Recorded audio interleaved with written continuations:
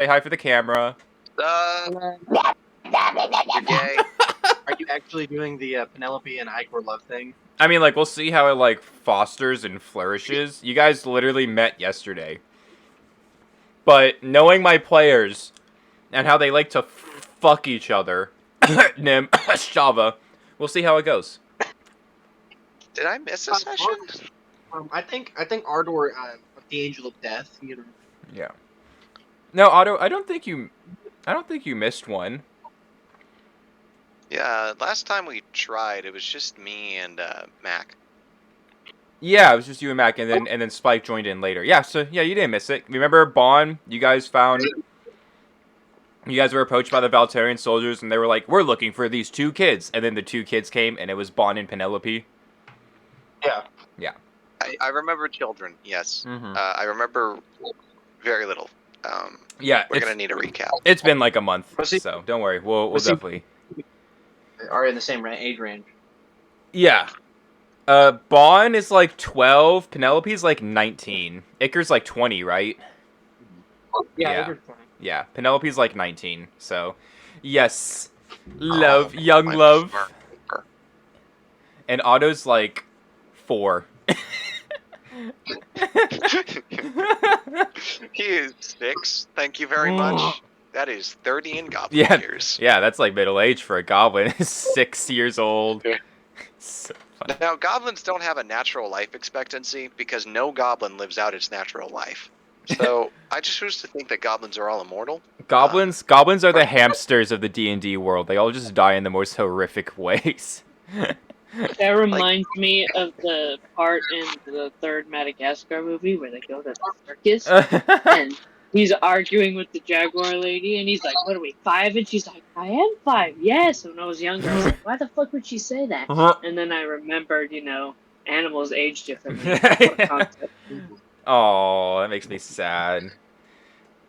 I think any goblin that lives past 12 is immortal. Like, they've got to have some sort of defining characteristics. Yeah, or they just like worked out a lot, had a really good eating habit, and just stayed really healthy, and they're just like an old goblin. Exactly. Just a ripped goblin 12-year-old. a ripped ancient goblin that's 12 years old. He has seen things the past decade. He's seen shit. He's seen a lot of shit in his life.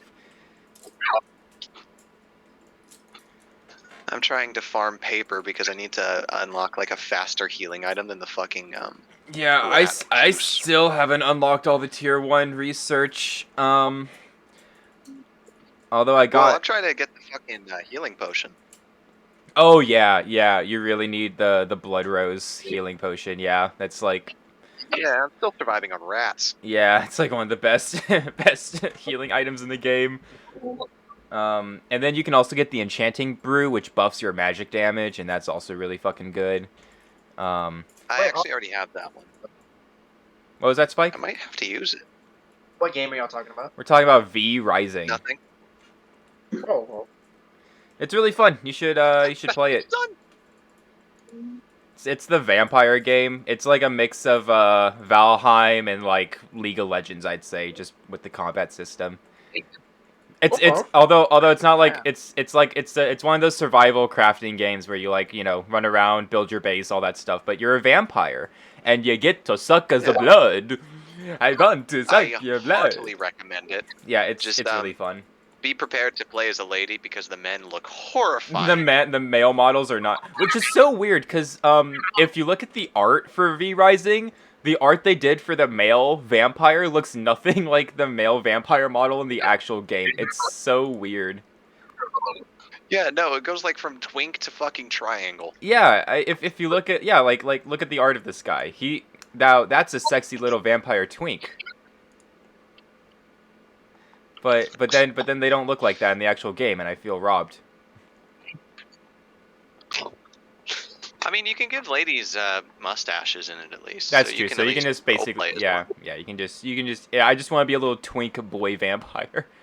I want to be a little femboy vampire. Yeah, no.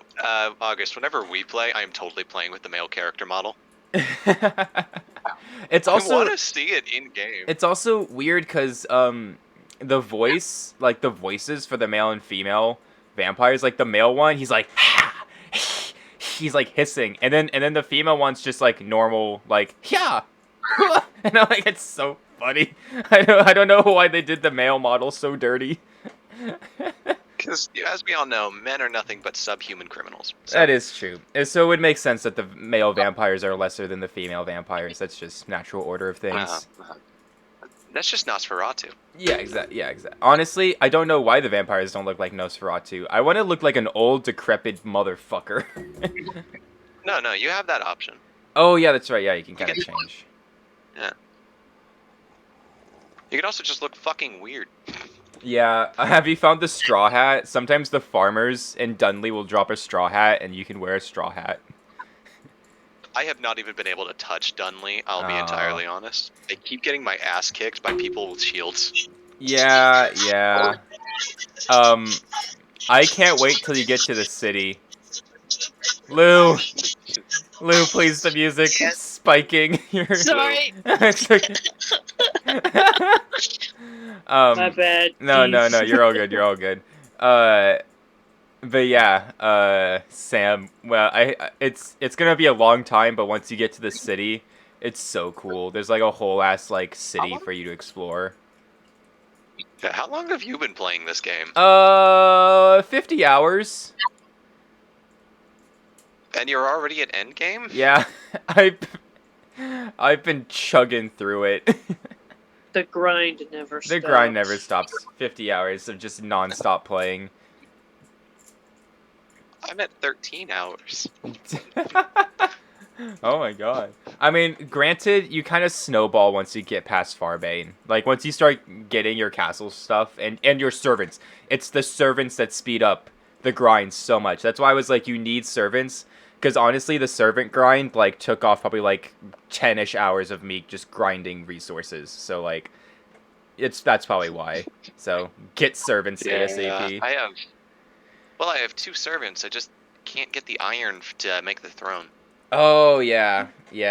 But eventually, when you do, it'll be good. Yeah. And then you can send them out on missions. Make sure to give them good gear. Otherwise, they may die, and then you just wasted a ton of time, so give them good gear. We're going to be starting in about 5 minutes. Alright. So real quick, how much is there to be put into an iron sword? I think all the weapons are 16 bars. No, I meant like, is there just gems and shit? Because I had to do that for a merciless copper sword, and that was fucking annoying. Oh, I don't think so. It's only if you get merciless iron weapons that you'd have to do that again. Okay. Oh god, I hate it. Spotify. Welcome to the grind. Okay, Spotify. I missed when Conan the Barbarian was cool. Yeah, Spike? August, my demo reel recorded yesterday for Funimation Audition. Oh, nice. Very nice. But I'm also sending it to Gearbox Studios. Ooh. Who did Borderlands 3. Ooh. I'm gonna try Netflix because Netflix is doing their anime and dubbing stuff. So yeah, Netflix. Yeah. And then I'm gonna try Dubcast as well because the place that does a lot of Funimation's casting and like for like the English stuff is like they call it simuldubs. Mm-hmm. Yeah, nice. Yeah. But I'm gonna I'll send it to Bethesda, Blizzard, Activision. I don't know how many companies I'm gonna send. I would love to see you in a fucking Borderlands game. That would be so funny. Oh my god. Okay, I just want to play. I'm sorry, but if you get to do Bethesda, that's when I think it will be fucking hilarious. Oh my god, Spike! You literally see the character in a fucking in like an adventure game, and I'm like, "Hello, weary traveler," and y'all are like, traveler. Yeah, I'm gonna be like, I know that guy. Hey, wait a second, this guy's trying to rob me. I know him. He's in my D&D campaigns. Okay, I'm gonna go ahead and just add a bunch of songs to the queue. So I don't have to think about it. I'm so what is going on? Oh, okay, it wants to open Spotify. No, excellent question. I don't want to open Spotify. Okay. And then I'm gonna... Okay. And then pause? Okay, cool. There we go. And then I can just keep adding.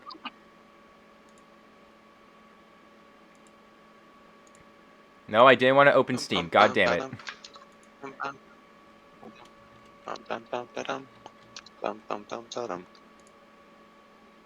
Okay, Q. I don't even know why I want to kill this bear so much.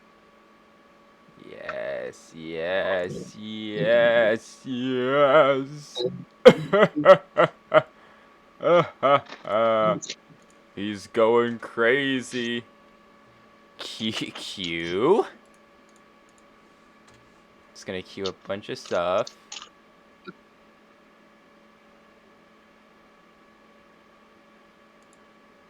Okay, wait, is this even... Quincy the Bandit King. Track blood. Oh, have fun with him. He's gonna kick your fucking ass. I don't even have healing items. I don't know why the fuck I'm going after him right now. He has a crazy charge.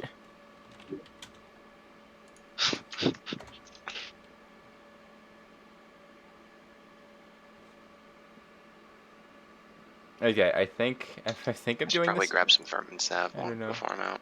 Yeah, grab that salve.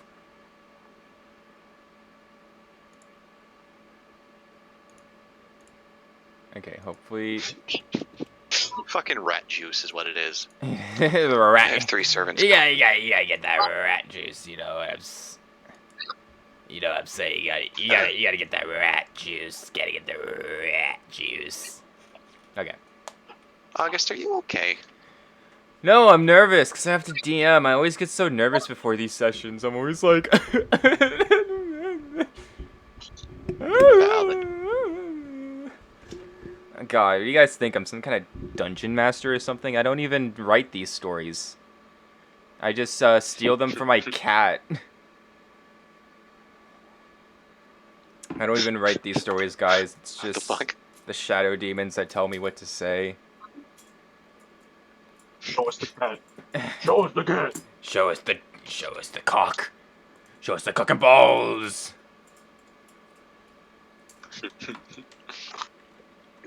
I should probably refresh myself on my fucking spells, huh? Yeah.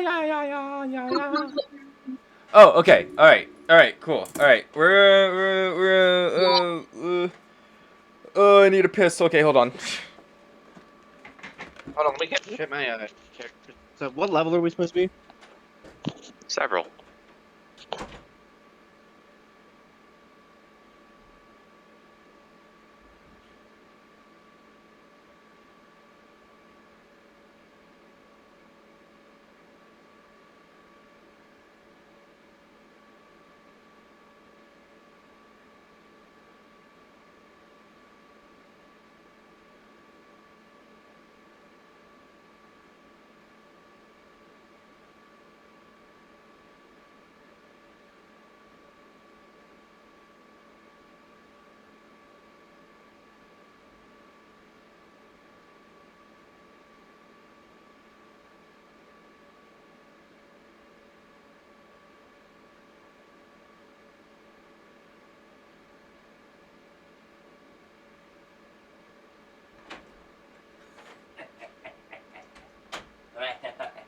Vampire.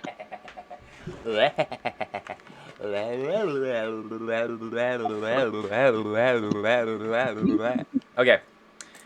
Alright. Alright, boys. Alright, men. Are we ready to begin? Man. Are we ready to start? Yeah. Can I get a hung yeah if you're ready to start? No. Damn it.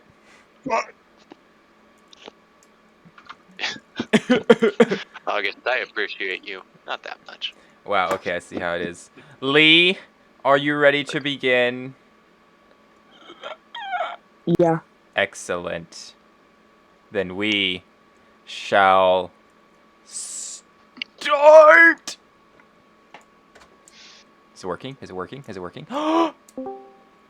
Oh, perfect timing. Amazing timing. Because Hello. Oh my What's god. up? Hello.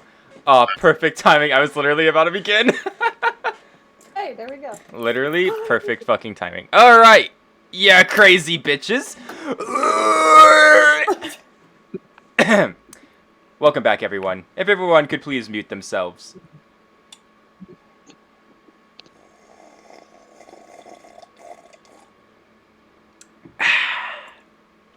Welcome back, everyone, to the next session of Legends of Otax, Godblood. It's been a second, so allow me to give you all a very well-needed recap of what has happened. So, I'll go a little in depth just so we have a nice good refresher of everything that has happened. You all arrived in the city of Pearlness for your own means before being roped into a scary, horrific experience with certain individuals becoming gruesome, distorted creatures, basically like accursed beings. Through a little bit of scrounging, you guys figured out about a cult and a corrupted church outside Pearlness near the town of Stone Point. In the last session, you all began your trek to Stone Point to try and find this cult that has been doing the horrible things to innocent people, turning them into those horrible monsters.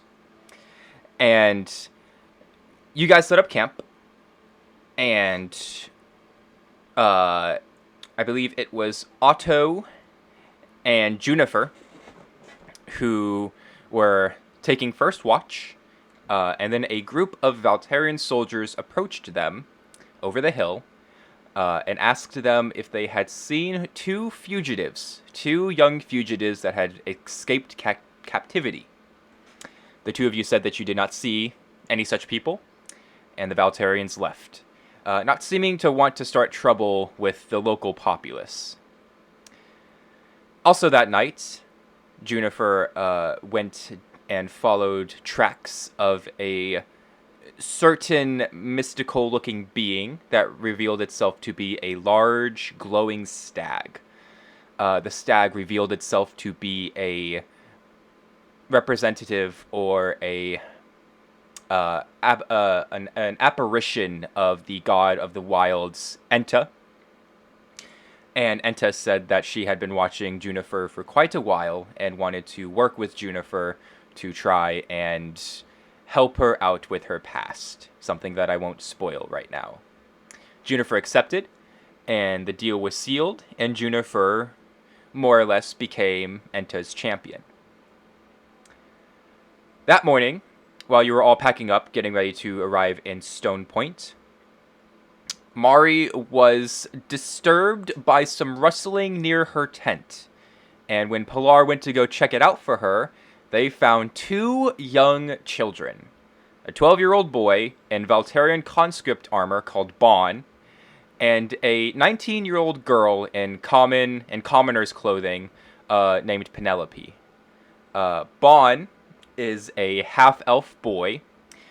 He's got shorter, dark brown, messy hair. And blue eyes. And then Penelope has darker red hair, brightish yellowish kind of orange eyes, and darker skin.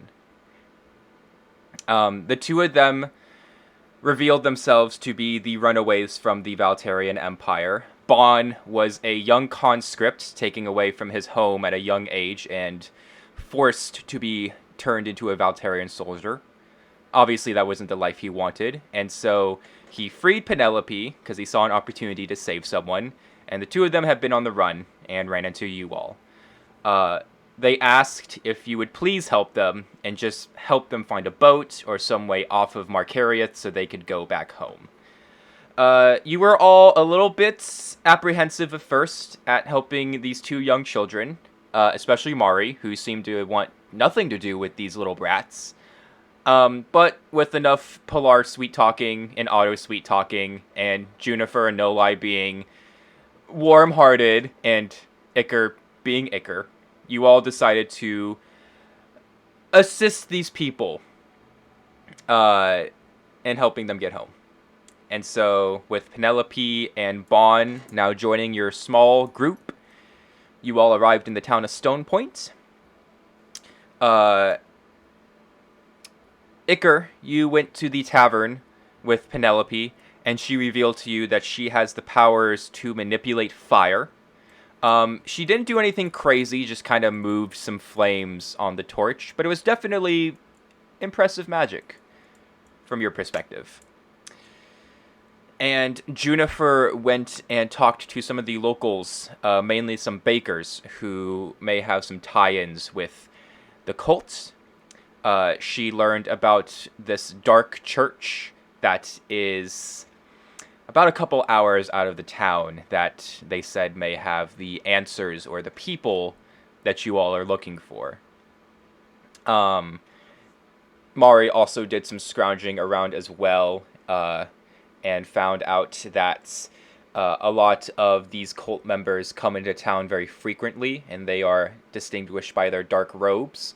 However, they don't stay long, and they seem to only ever pick up supplies for whatever they're doing back at the church. And most people don't seem to really fuck with them. So, that is all that happened in the last session. We are going to start off... Oh, yes, and of course we had that ending cutscene where a very mysterious drow man with a large scythe was attacked by a bounty hunter who is currently hunting down the God's champions. And so, we are going to pick up with a classic August cutscene. The scene opens up in the dark forests of Markariath. The gloomy drow man named Halgrim can be seen walking through the tree line. You can see that he's clutching his left arm, where there appears to be a large slash down his arm. He appears to have stopped the bleeding, using some of his cloak as kind of a bandage, and also kind of using it to tie around his arm to cut off the circulation so that the wound stops bleeding. You can see that he looks like he got pretty roughed up by the bounty hunter, but no one appears to be following him. He stops by a larger tree and kind of puts his hand on it to catch his breath. Fuck. This isn't good. You can see that Halgrim reaches into his bag and he pulls out a small journal. And he opens it up and kind of flips far back through the pages. And he starts to kind of read through his own notes in his own journal until he stops at a certain page.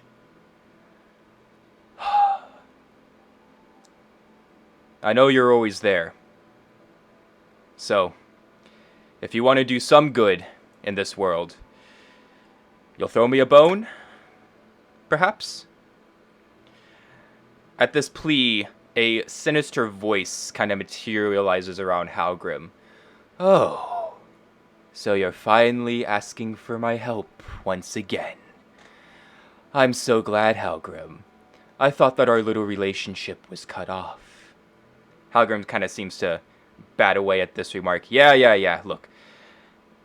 I don't know what I saw or who I saw, but if it is who I think it is, well, that's a lot of questions. I just need some help from you, Sidar. The voice kind of pauses for a second. And what help would that be, Halgrim? I need you to transport me somewhere. And fast. I know you have your paths to the underworld. Where is it that you need to go?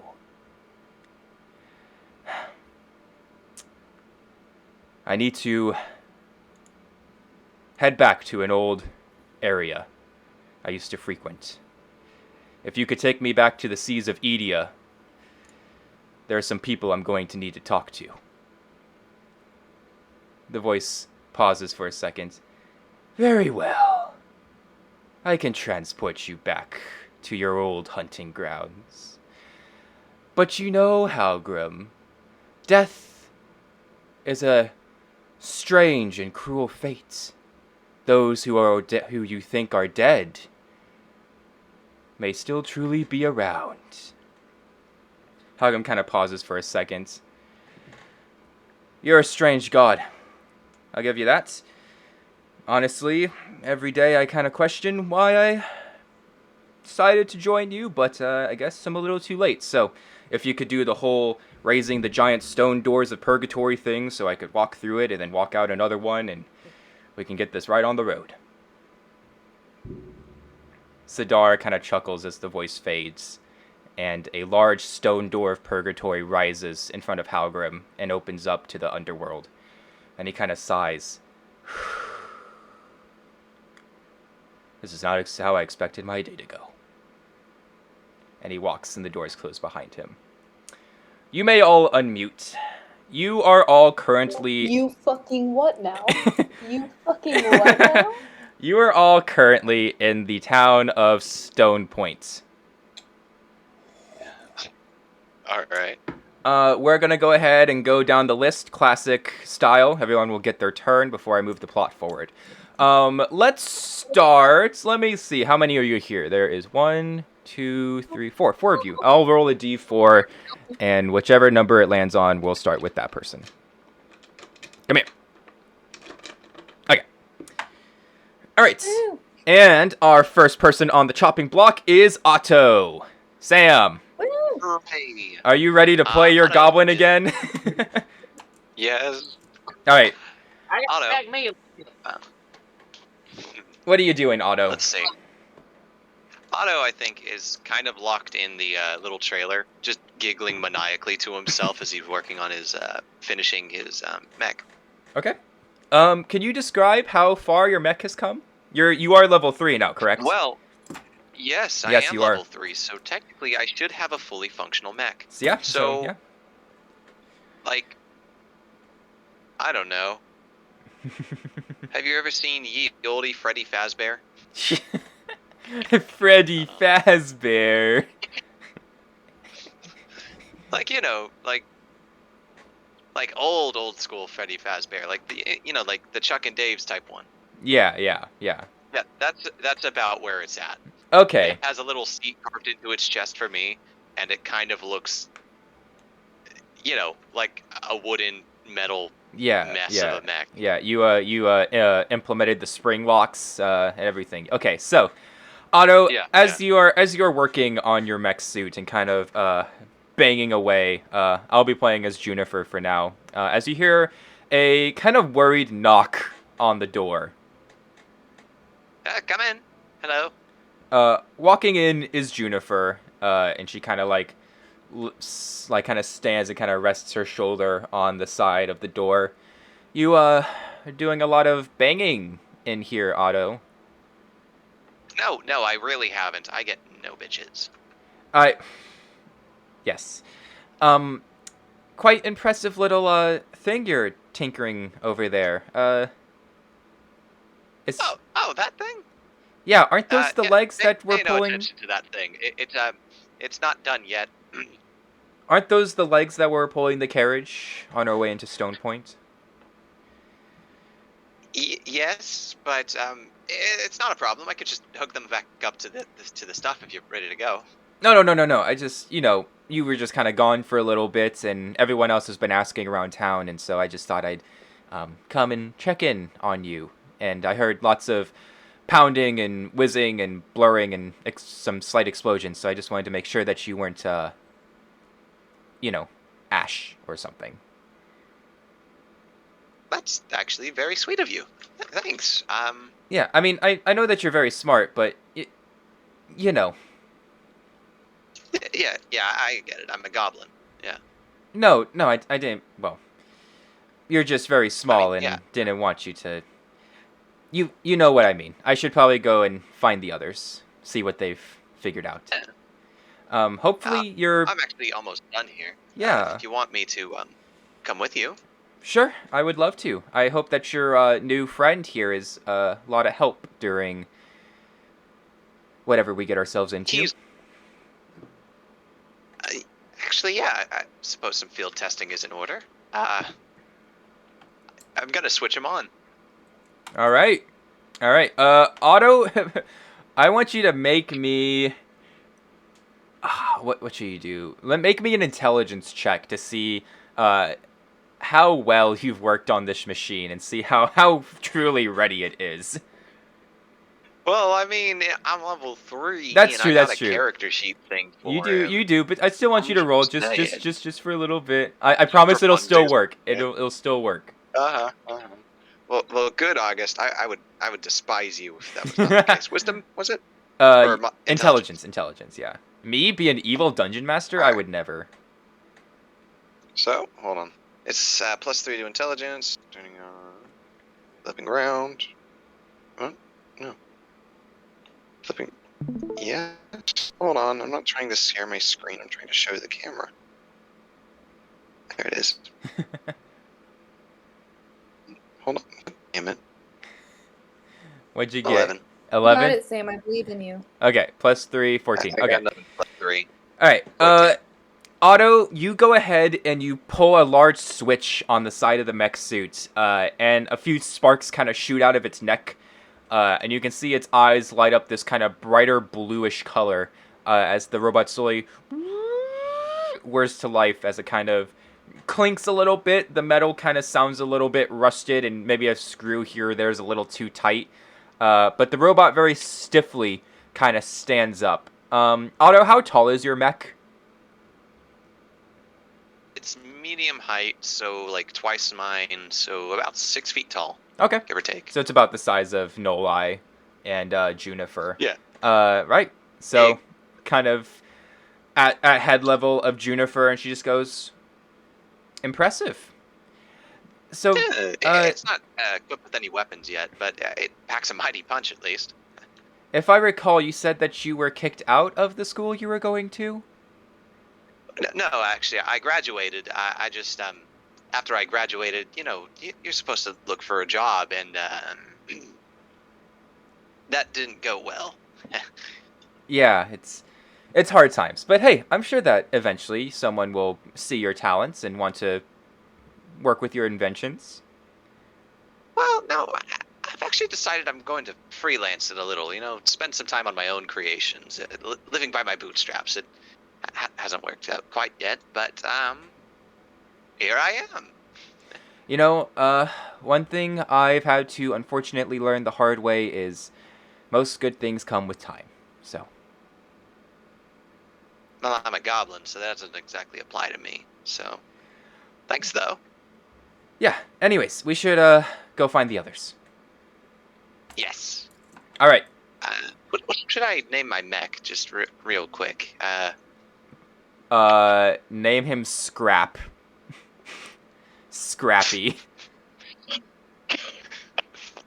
Thanks, Junifer. I guess.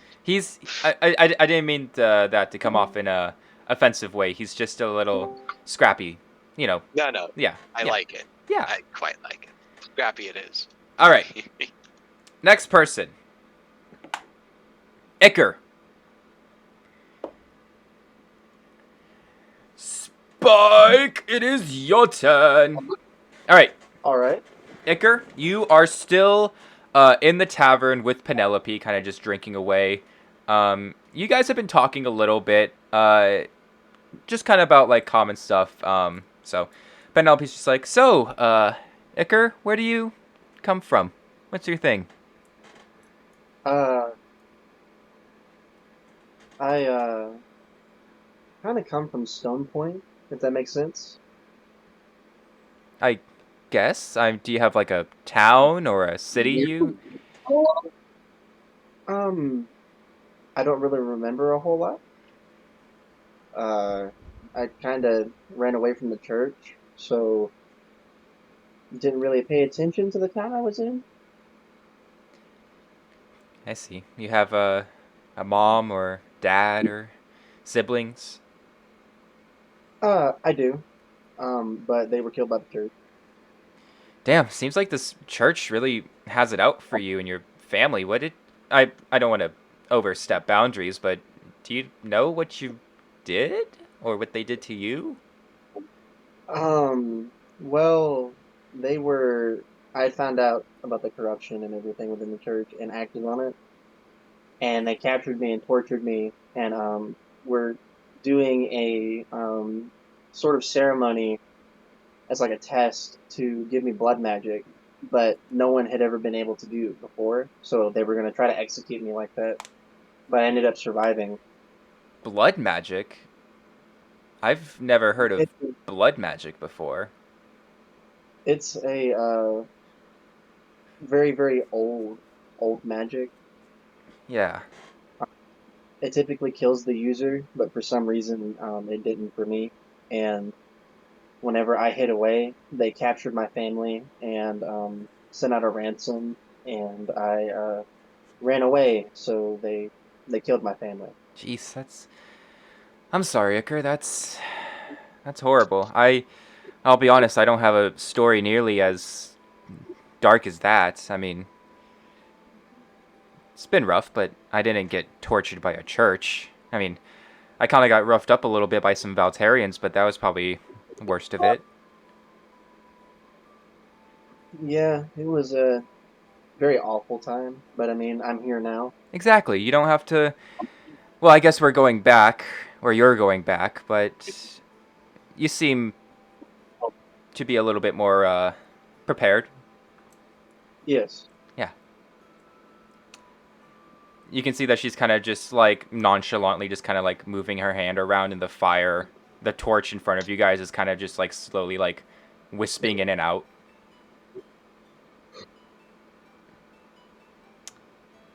Anything that you want to say to Penelope, Iker? Um, roll to seduce. uh, you could ask her a question or something, yeah. So is there a Mr. Penelope? Penelope kind of just like stops for a second. No. I've never really been into relationships. Kind of a long story. Didn't really work out for my parents, so yeah. Gotcha. Yeah. Well,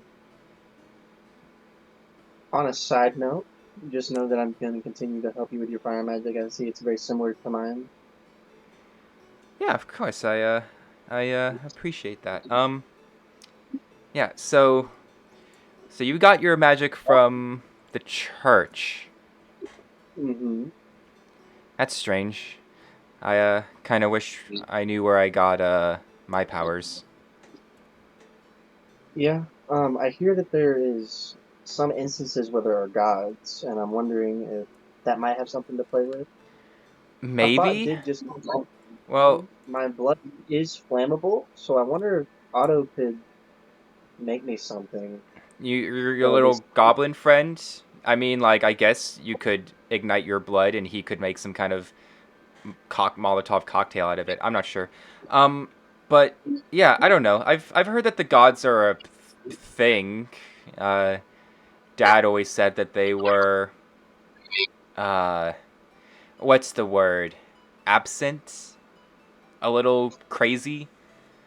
Um, I never really believed in God stuff.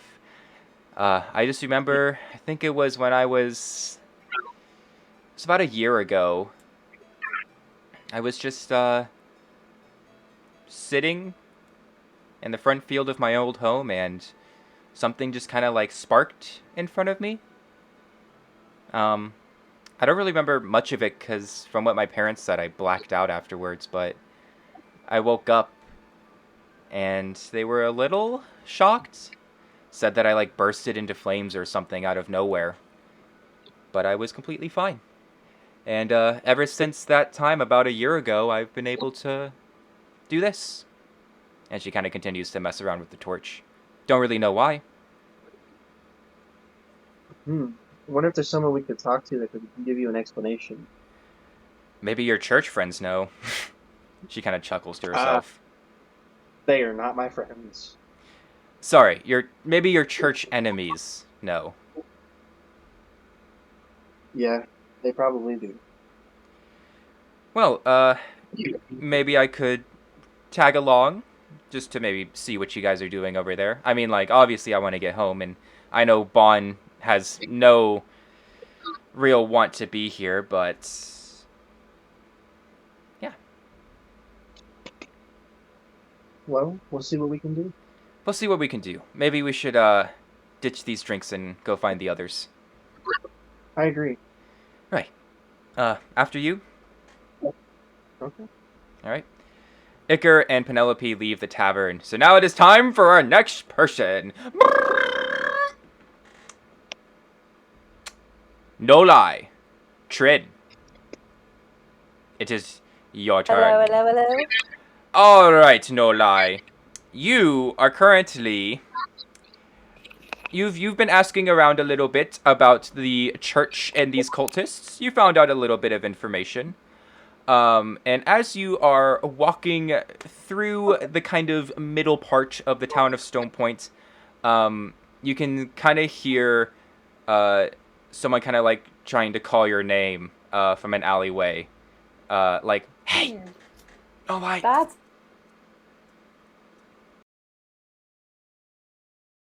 Trin? Oh no, I think you cut out for a second, sorry.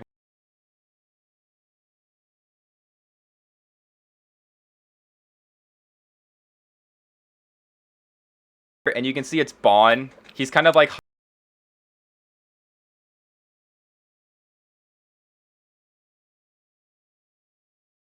Kid, I'll go over, why not? Bon kind of like is like, sorry, I just do you know where I could get different clothing so I don't really like look like this? He kind of gestures down to his Valterian conscript armor. I mean, there are probably shops in town that you could stop at. Do you think you could go get me some clothes? He says as he's looking. Bond's like 12, so he's like way shorter than you, and he's like looking up at you. God, the big sibling in me. Alright. She's gonna kind of look down at the kid, just kind of sigh, do like one of these, and is like, alright, give me a second, I'll be back. Thank you, I appreciate it, no lie. And he kind of like goes back to hiding in the shadows. No lie, you see that there's a general goods store that looks like it has some clothes in there, like some common pants and stuff, and you walk in. Okay. And you can see there's let's say it's a regular human man, and he's just sitting at the counter, and he's got a book in his hand, and he's just kind of reading it. He doesn't really seem to notice you come in. He seems very enthralled by whatever he's reading. Okay. I guess I'm just gonna kind of look around, see if I can find anything that is, like, generally his size. Yeah, there's definitely some kids' clothing. Very common stuff, nothing too flashy, just, like, common, like, you know... That's what we're looking for. We're looking for something to blend in. Yeah. So you grab a pair of common brown slacks and a white button-up shirt, and you walk over to the man at the counter. You can see he puts down his book. The title of the book is Real Valterian History, Heroes and Champions Throughout Valterian History. And he kind of puts it on the table. He says, hello, can I help you? I just want these 2 items. Very well. It's going to be 5 gold pieces. I hand him the 5 gold. He kind of like looks you up and down, and he just says, don't see a lot of Goliaths around here. Are we done here? Yeah, we're done here. And he goes back to, and he picks up his book and goes back to reading. Again, just completely shutting you off. Yeah, she grabs the shit and turns her back to him and leaves. She's like, nope. Not dealing with this racist bitch. No, she doesn't put up with it. Alright, no lie. She's a strong woman, why would she? Yeah. No lie, you walk back over to Bonnie. He goes, thank you. I'm just going to change behind this barrel real quick. Yeah. Go ahead. She'll like turn her back to the alleyway. You can hear him Give him private. throw the Valterian armor off, and it kind of like makes like a sound as it hits the ground as he rustles into the commoner's clothing before he says, "How do I look?" You turn around. It's a little baggy on him, but it fits pretty well. It's a little baggy in like the chest area and like the shin area, but it looks pretty good. And he goes ahead and he grabs his sword. August, I am letting you know now. If you pull a Burly with this child, I'm going to fight you. You watch as, or he goes like, "So, I guess I should follow you." I suppose so. I believe we're going to be meeting back up with the group at some point. Probably a good idea. As you guys start to leave the alleyway, he says, "Oh, almost forgot." And he runs back over to his armor, and he kind of digs into a pocket, and he pulls out a piece of paper, and kind of walks back to you with the piece of paper. And you can see it's open, and he's looking at it, and he's kind of smiling faintly. She's not going to pry.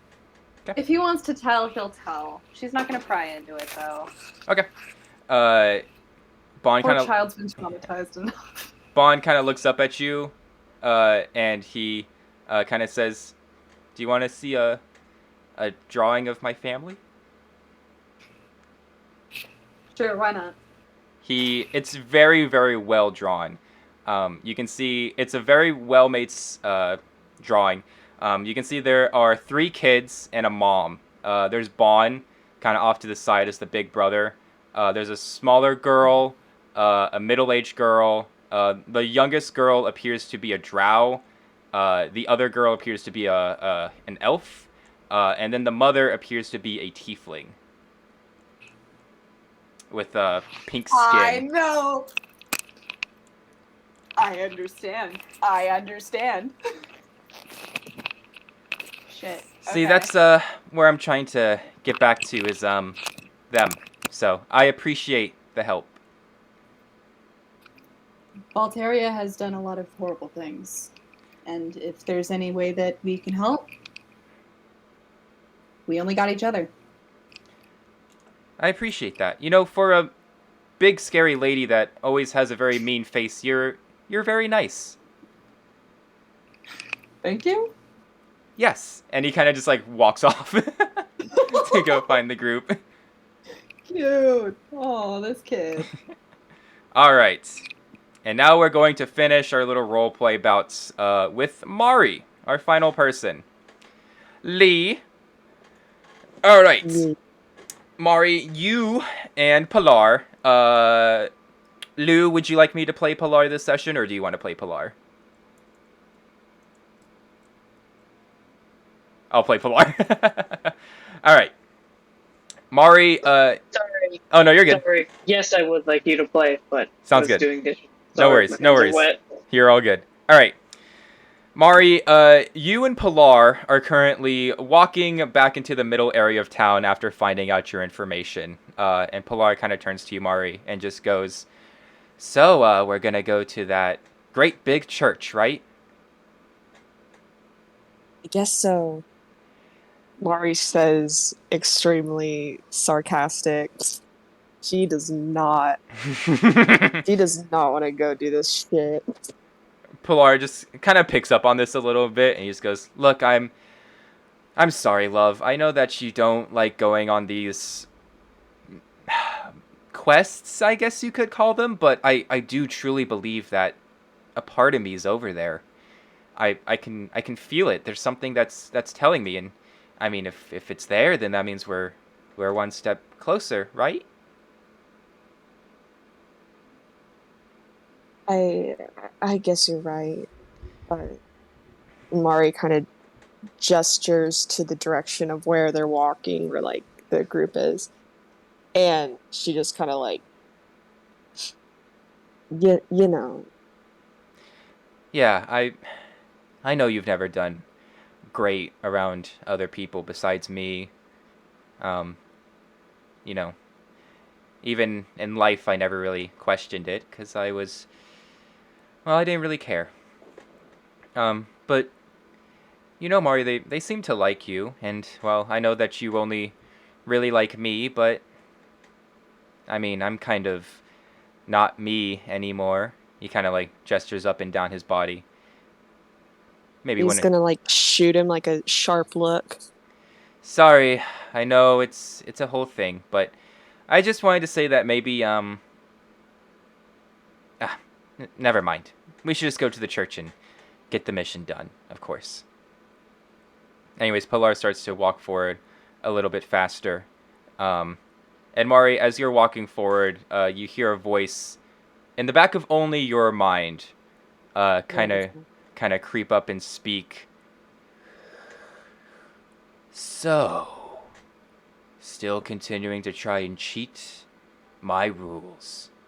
It isn't going to work out for you, Mari. He's dead. You should just give it up. You would love that, wouldn't you? Oh, my sweet, sweet, innocent little girl. You have no idea what games you're trying to play with me. But for now, I'll let you play them. It's entertaining to watch mortals try and so desperately try to achieve something they have no hope of doing.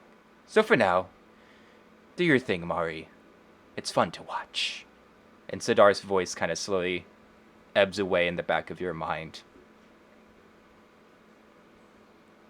Pilar calls out to you, Mari. You coming, or, Yeah, I'm coming. Mari, you walk over, and at this point, I'm going to say that the entire group has regrouped. So, if any of you guys want to talk to each other, or do any shopping or role-playing, now is the time before August pulls a "we're moving the plot forward" moment. So, does anyone want to say anything?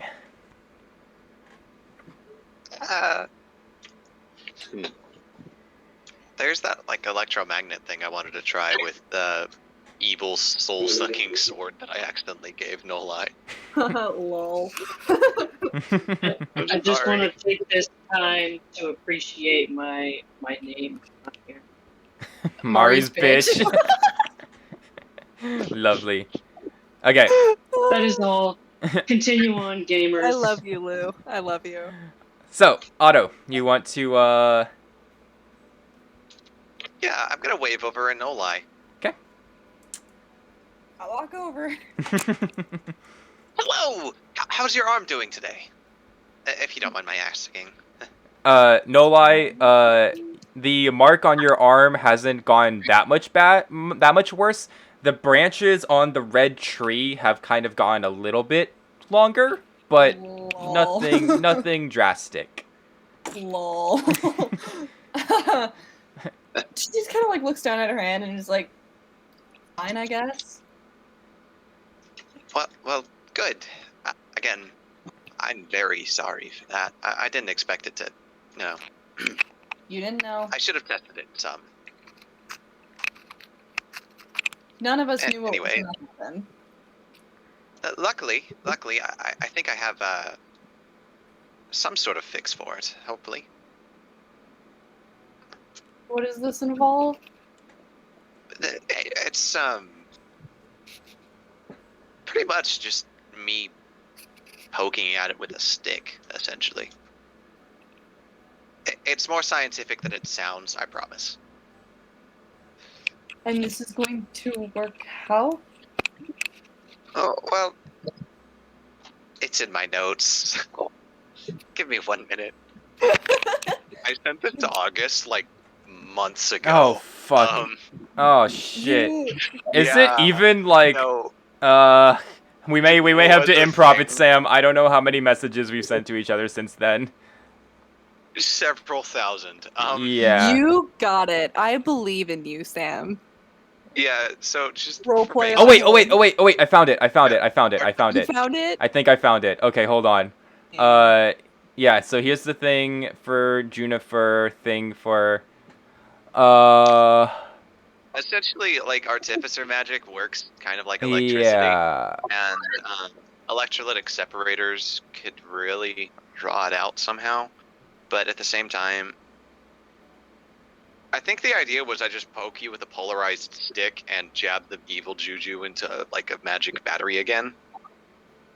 Yeah. So you want to try and suck the bad magic out of No Lie into a battery.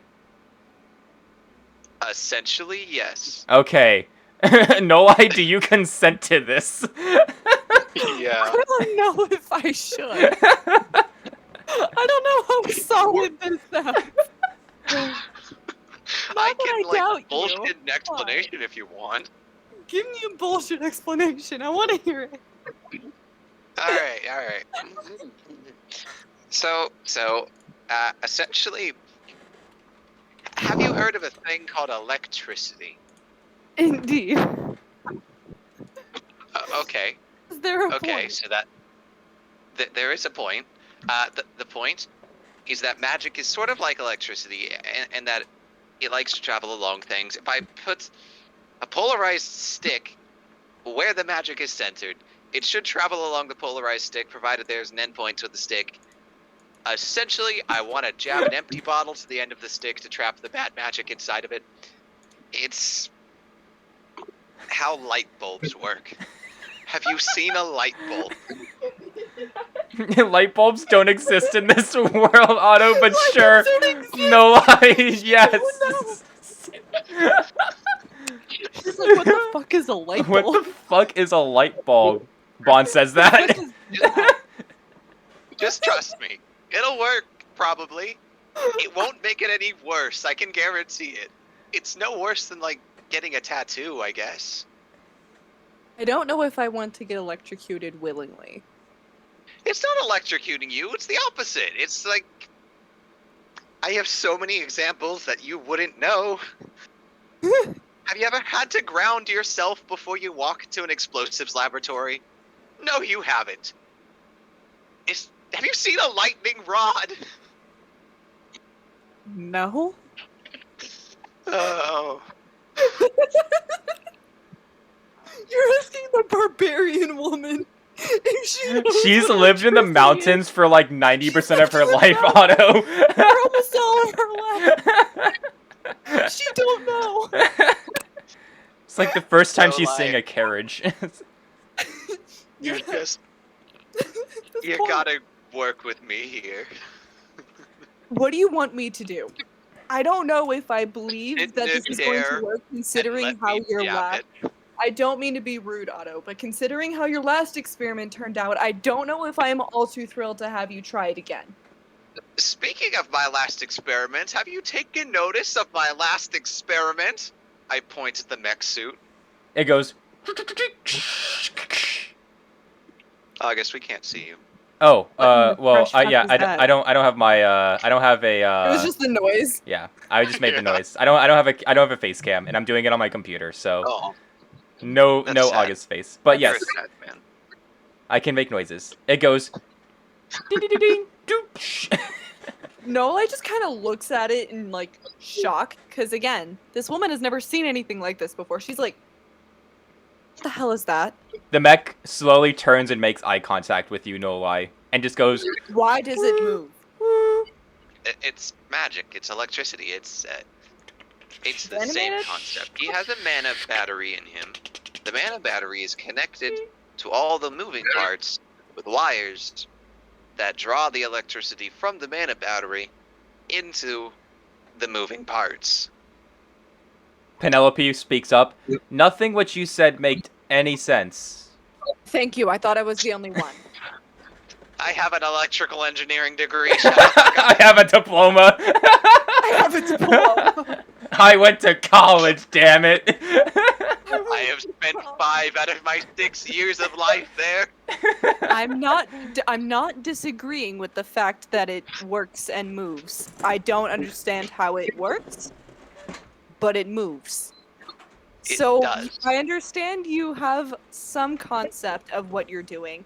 However, considering how it turned out for me last time I let you do an experiment, I don't know if I believe you.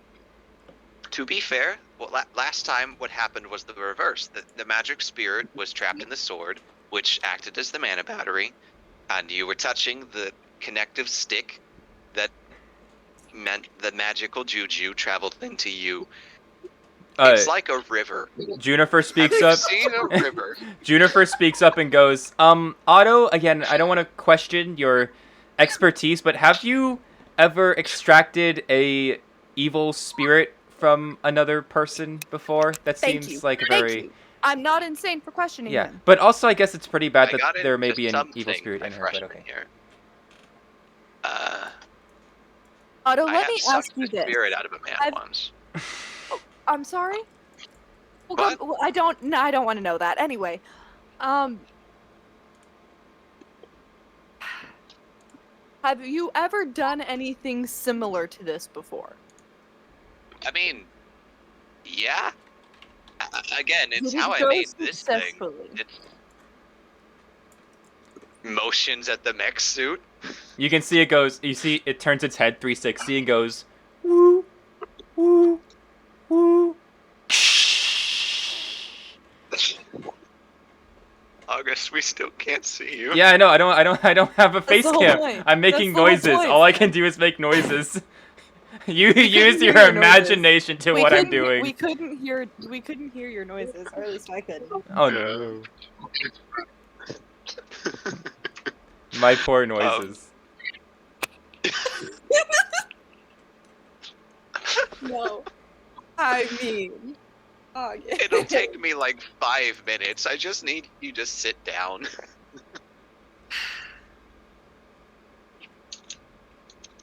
Fuck it.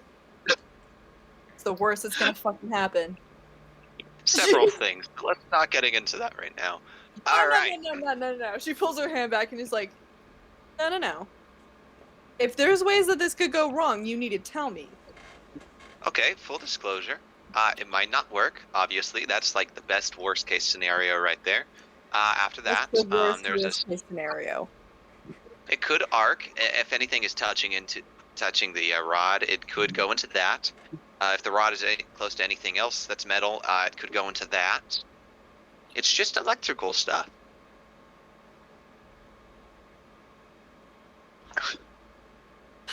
Have you ever seen an avalanche? God, fucking damn it. I love Otto.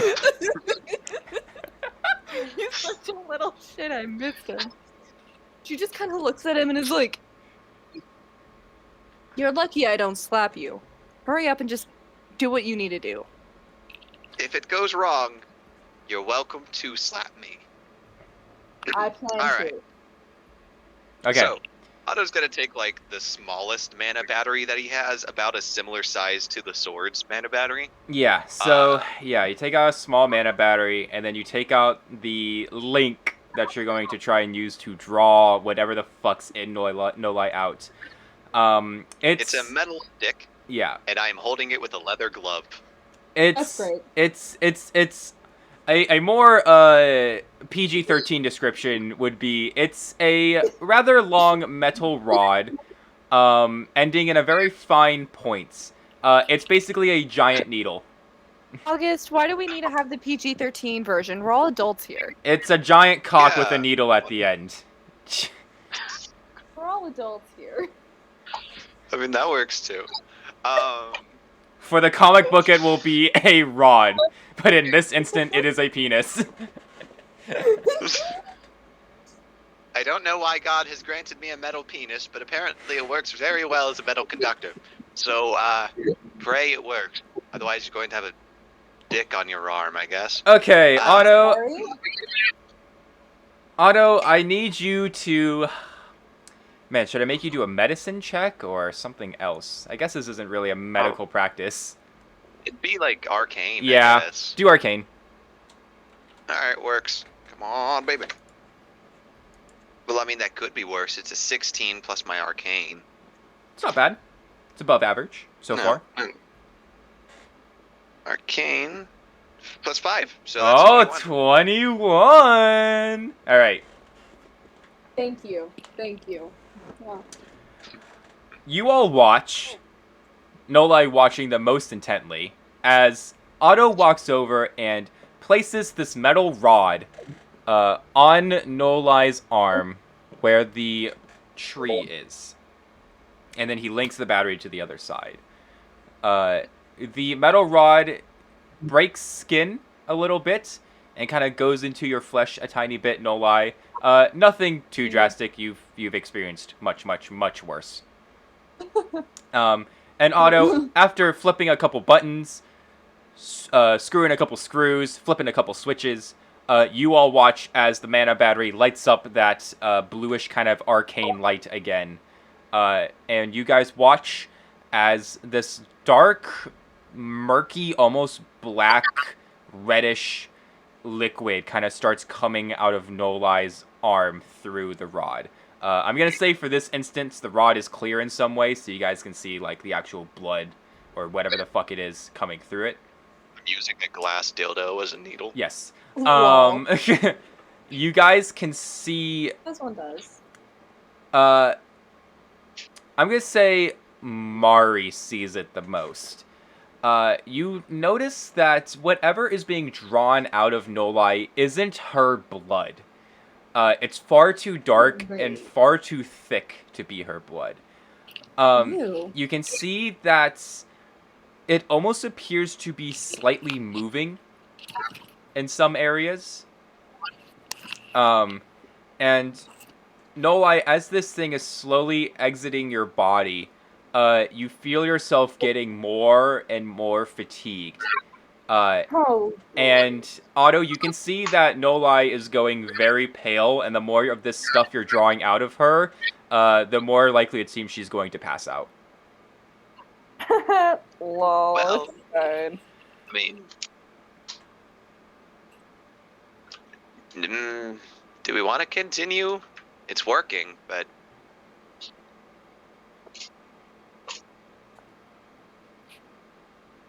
Hypothetically, what would happen? Or I'm just saying, Otto, there's a check that you could maybe do for maybe getting information out of the DM.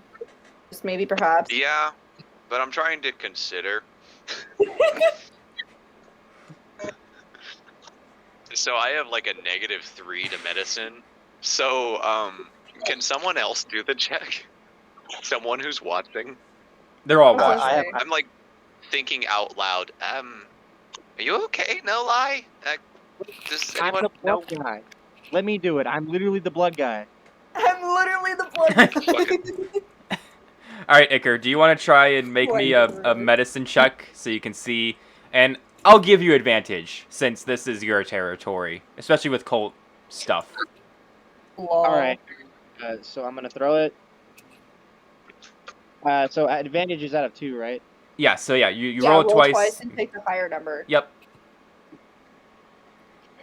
All right. So it's gonna be a 13 plus 2, so a 15. 15. Iker, as you're watching this happen, you also notice that this is not Nolai's blood, and you're kind of disturbed to notice that the more and more Otto is like, so the more and more that Otto is taking out, it appears to be getting slower and slower, as if it's like trying to hold on and like stay in Nolai's body, and it's like starting to slow down.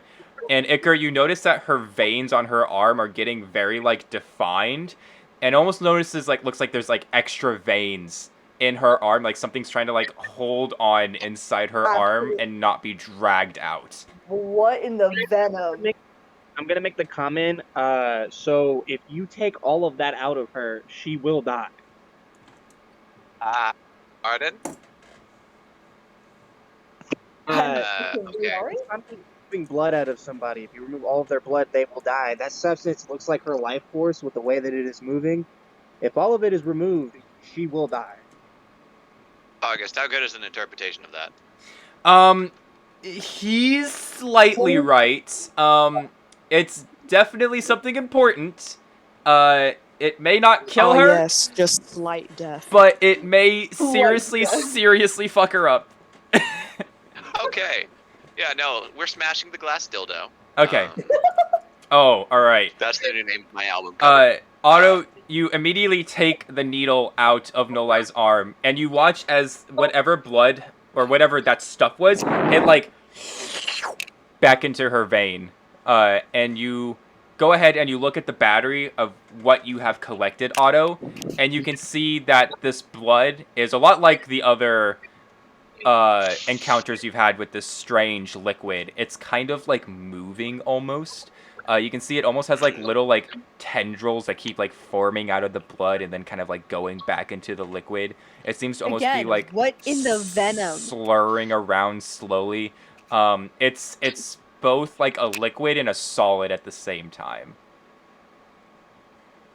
I do not like that. Am I wrong for imagining the way that the symbiote moves? Am I wrong Yeah, to kind of. imagine that? I'd say it's less like veiny and like tree root looking. It's more of like think of like a gelatinous blob that's like mostly liquid, but like occasionally like little like tendrils and stuff will kind of like rise and fall out of it. Blech. But yeah, it is also so very I think this similar to the problem has symbiote. escalated. Have we considered getting an exorcist? I'll take fucking anything at this point, but I don't believe I'm letting you ever put any kind of interventions near me again. Wait, with me being the thing. blood guy, I am can I so see a sorry. small amount of it? Like, put it in my hand since I can move blood. Let me see what I can do with it. I do not think that's a smart idea. Look what it's done to her. I was gonna say, I don't think we should let it loose. Yeah, I don't think we should let it live. Let me at least see if I can move it within the bottle. That's valid. Okay, I'll allow that, but It's contained. Otto, you hold the battery up to Iker. Iker, you notice that whatever the fuck this is definitely something you've seen in the cult. They use whatever the fuck this stuff is to convert their most... I completely forgot. I completely forgot Iker knew what she's got going on. Yeah, like, I forgot we talked about that. Yeah. You Iker kind of knows what she has. Yeah, you kind of know what it is. You just haven't really seen it yet because it wasn't out of her, but now it is. So Iker, apologize for this. Yeah, this is. You don't know that much because obviously you've only caught glimpses of it in the church, but whatever this stuff is, they use to turn people into those freaky, like, large, twisted creatures. They inject it into you, and it stays in you. What? And then eventually, eventually there is some kind of trigger that will turn the person into those long, extended limbs, long mouth creatures that you guys saw in the city of Pearlness. Sam. Shit. Hey, Sam. Yeah. Hey, Otto. I apologize. So, because Can Otto... I slap him now? Yeah, because if you guys remember, Otto took the liquid that was in the juice that the cultists were giving to people that was turning them into that. He turned it into a sword, which then the sword injected it into Noli. So now it is in Noli. Wait, was I able to move it in the bottle is the question. You aren't, mainly because it's not exactly blood. It's something that looks a lot like blood, and it mimics blood, but it's kind of like its own arcane entity. Oh, hey, Otto. So I look at her and go, Yeah, basically, there's a magical parasite inside of Noli. Basically. Great. Yeah, so I if we love don't that get that for out of me. you, though if we take it out of you, it could kill you without taking correct precautions and stuff, but if we take that out of you, or if we don't take it out of you, basically, you will die. I mean, like, you're fucked. I feel like it's now like is a prime time to beat up a goblin. It's like say that you've like taken You're like the welcome lethal to it. injection ingredients and put them in an IV bag and a slow dripper. Like the more it stays in you, the worse you're gonna get. But I will say though, you could get funky powers out of it for the little while you're alive. Funky Gee, powers? thanks. That's really fucking helpful. Penelope kind of raises her hand. Well, if you are all looking for the church, they could maybe have a cure, an antidote, a item that properly takes it out of her. They have to have something, right? They have to have a failsafe of some kind. If There's they- no way that they would mimic this kind of shit and mess with this kind of shit without something to protect themselves from it if it ever went wrong. Penelope says it's a good thought to think if they have a way to put it in people, they probably have a way to take it out of people. Well, There's also the thought, if they have a supply of this stuff, We burn it? we could do some field testing on it. No, we burn it. Otto. Penelope Field looks testing over. on how to kill it. On how to kill it. Okay, Yeah? true, but Does that testing make it more just to destroy it. Nothing we else. are not Yeah, infecting no, any more absolutely. people with this shit. God, no. I feel guilty enough as it is. You better. Right. Ooh. Well, this has become fun. So Penelope kind of looks at you all. I guess we know where the church is. I guess we start heading there as fast as possible now. Yeah, I would like to get this shit out of me so I don't, turn into one of those things. Preferably. That would be nice. Mm. All right. But, quick question: if you do die, can I have your blood?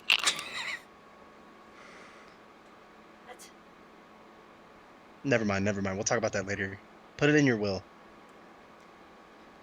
At I'm this, not writing them. at this, I'm going to say that we're gonna move on to the next plot point for this session. Now,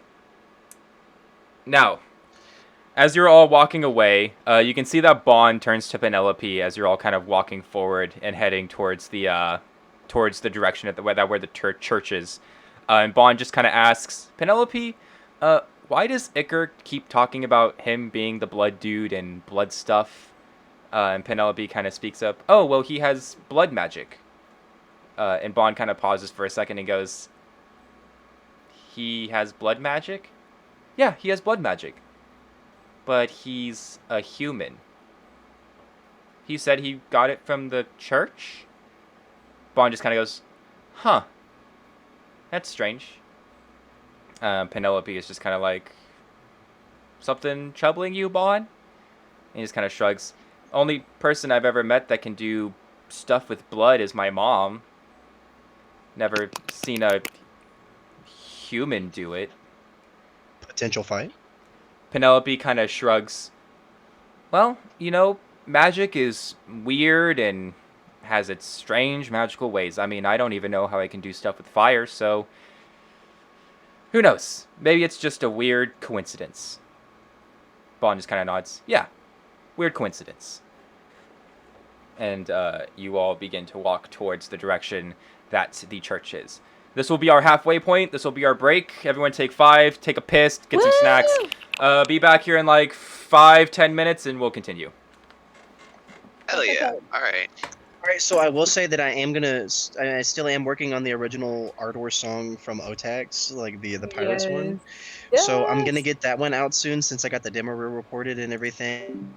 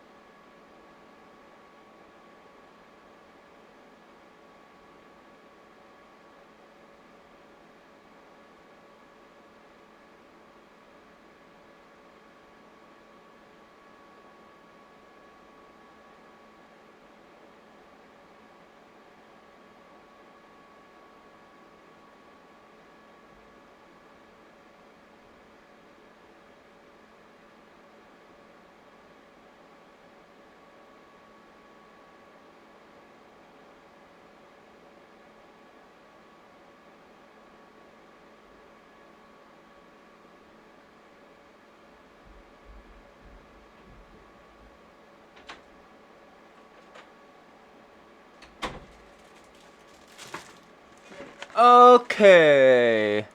All right, I'm back. Oh shit! I forgot my water. Never mind. She was Hold in the on. last one, but there's a reoccurring guy, the black guy that's in it. Okay. I have not eaten dinner yet, and I should probably Same. do that, but meh. We made, well, one of my Easy. siblings' friends made a pizza shaped like a Among Us. That's kind of amazing. I'll send a picture later. Yes, please do. How is everyone doing? Okay. Doing good. I got my water. All right. I could Uh, definitely be better.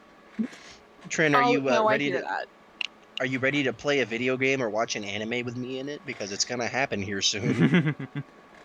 You're gonna have to tell me what it is, because I will. Look, if I could get on to this this whole Until Dawn franchise thing, if I could be in like the next one, that would be so fucking cool. That would be cool. I'm just Like, saying. you literally see me and you could like have the option to kill me off every time.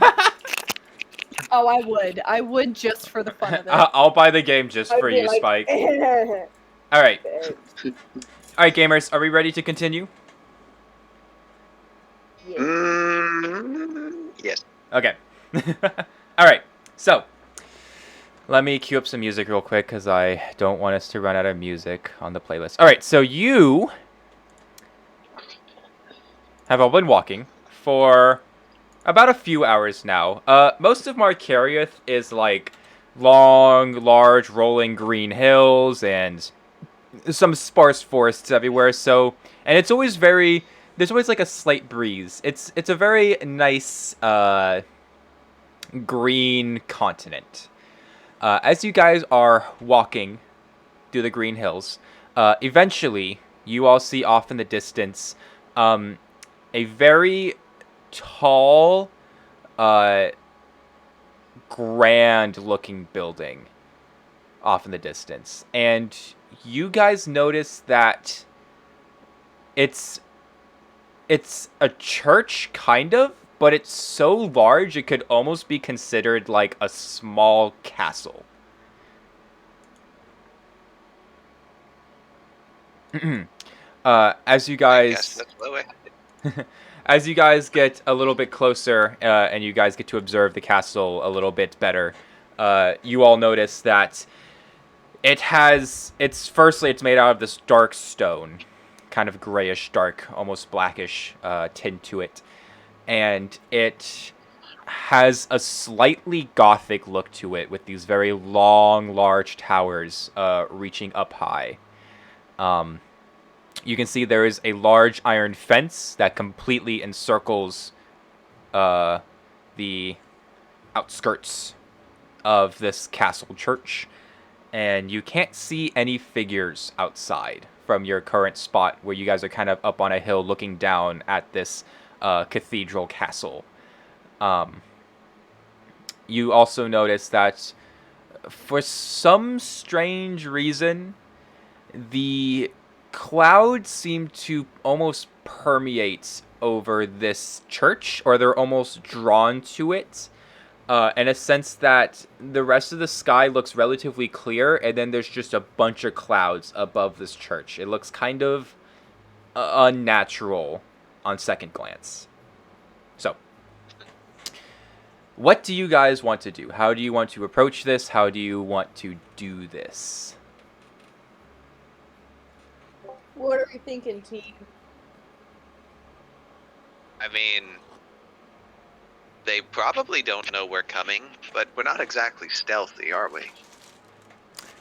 Oh, not really. Spawn raises his hand and he goes, I can be kind of sneaky.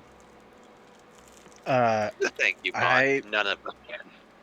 I can be sneaky as well, but if they see me, they will know that it's me. All I'm saying is that I feel like it would be more responsible if we sent the adult in over the child. That's fair. That's true. Child soldiers is more of a Voltarian thing. I do know the way around. There we go. I think our decision's made. But I also need one volunteer. For what? So who want volunteer? Well, Tell us what we're volunteering for. Yeah, there's probably someone suited for the job. So I'm just gonna pick. Big team lineup right here. Let's see. Team captain pick. Penelope. Penelope kind of looks over. You want me to go into the dark, scary church with you? Yeah, let's split up, gang. They can go to the bedroom. Yeah. Okay. Bedroom. That's fine. You didn't hear me say that. But yes. Let's. Right. Sorry, Iker. Of course, I'll go and infiltrate with you. But what's the rest of the group supposed to do while we're scouting? They need Keep to an eye not on the be perimeter. found. That's a good idea, no lie. Penelope says as she turns to you. Also, be ready if we come out running really, really quickly. There probably will be 50 church members throwing spells and spears at us. Just letting you know. Okay. Well, Penelope kind of looks over. We'll go check the perimeter and the inside. We'll try and find a good way in. I know we're all looking for something different in this place, but it's kind of big, so we'll do our best. No lie, what you said is smart. We should definitely keep an eye on the perimeter, or you guys should keep an eye while we're in there. Is there any way for us to keep in contact with each other while you guys Yes, are in there there? is. Yes. Yes. So I don't I've know if used this I'm excited. before. I've used this before. Hold up, and then I take my little knife and I nick my finger and I make one of my little blob minions. Yes, the little blobs. Little blobs. Yes. So Little I go blob. straight up to hold on, I need name. What is Nova? What's No your lie. character's No lie. name? No lie. No lie. So I go straight up to No lie and I place it on your shoulder. I was like, all right, listen, I can use these to speak to you. Okay, so like it's gonna sit on your shoulder. It's just gonna go. But like I make a little another one or whatever, and then it like immediately echoes myself like a walkie-talkie, and it's like, can you hear me? But it makes my face in the little slime, so it's like a Giga Chad slime now. She takes it off her shoulder just to like hold it in her hand and is like, "All right." She's like And like holding it out from her like this, like okay. and then the one that I can hear No Lie through turns into like the face of like No Lie and everything, so it's like a little blood walkie-talkie. Bond. Interesting. I fucking Alright. despise that. I do too. Thank you. I'm glad I'm not the only It's one like that was the- like, what the fuck? It's like the transponder snails from One Piece. Like they just look very similar to the person using them. I Bond kind of hate that. Bond speaks up and just goes, "Well, that's the freakiest thing I've ever seen. I'm glad my mom can't And then do it like that." turns, and then now it like turns into Bond's face for a split second. Oh, I hate that. We're Okay, not get friends anymore. take it away from me. Take it away from me. We're not friends anymore, Mike. All right. Now what I'm gonna do is I'm gonna give you all one, and then I just start stepping my hand. You see that Pilar takes his and he just goes, "I love him." And like the one for Pilar is just like a little, it's like a little mini robot. Yeah, a little knight's helmet pops up. Mari fucking hates this. Mari, if you don't want, Alright, I can Mari. hold yours. And Valid. Pilar holds out his Valid. hand. No, for them to Me work too. though, like they have to rest on their shoulders. Like it's specifics. So everyone has to have one little resting little blood slime on their shoulder. Mari, I can be really close to you if you get uncomfortable with it. Pilar says very close to you, Mari. Great. All right, now that we have communications set up, what are we going to do? Well, you're the one that's been in the church, so you should be the one that knows the entrances, right? Yeah, like I remember. Penelope, let's go.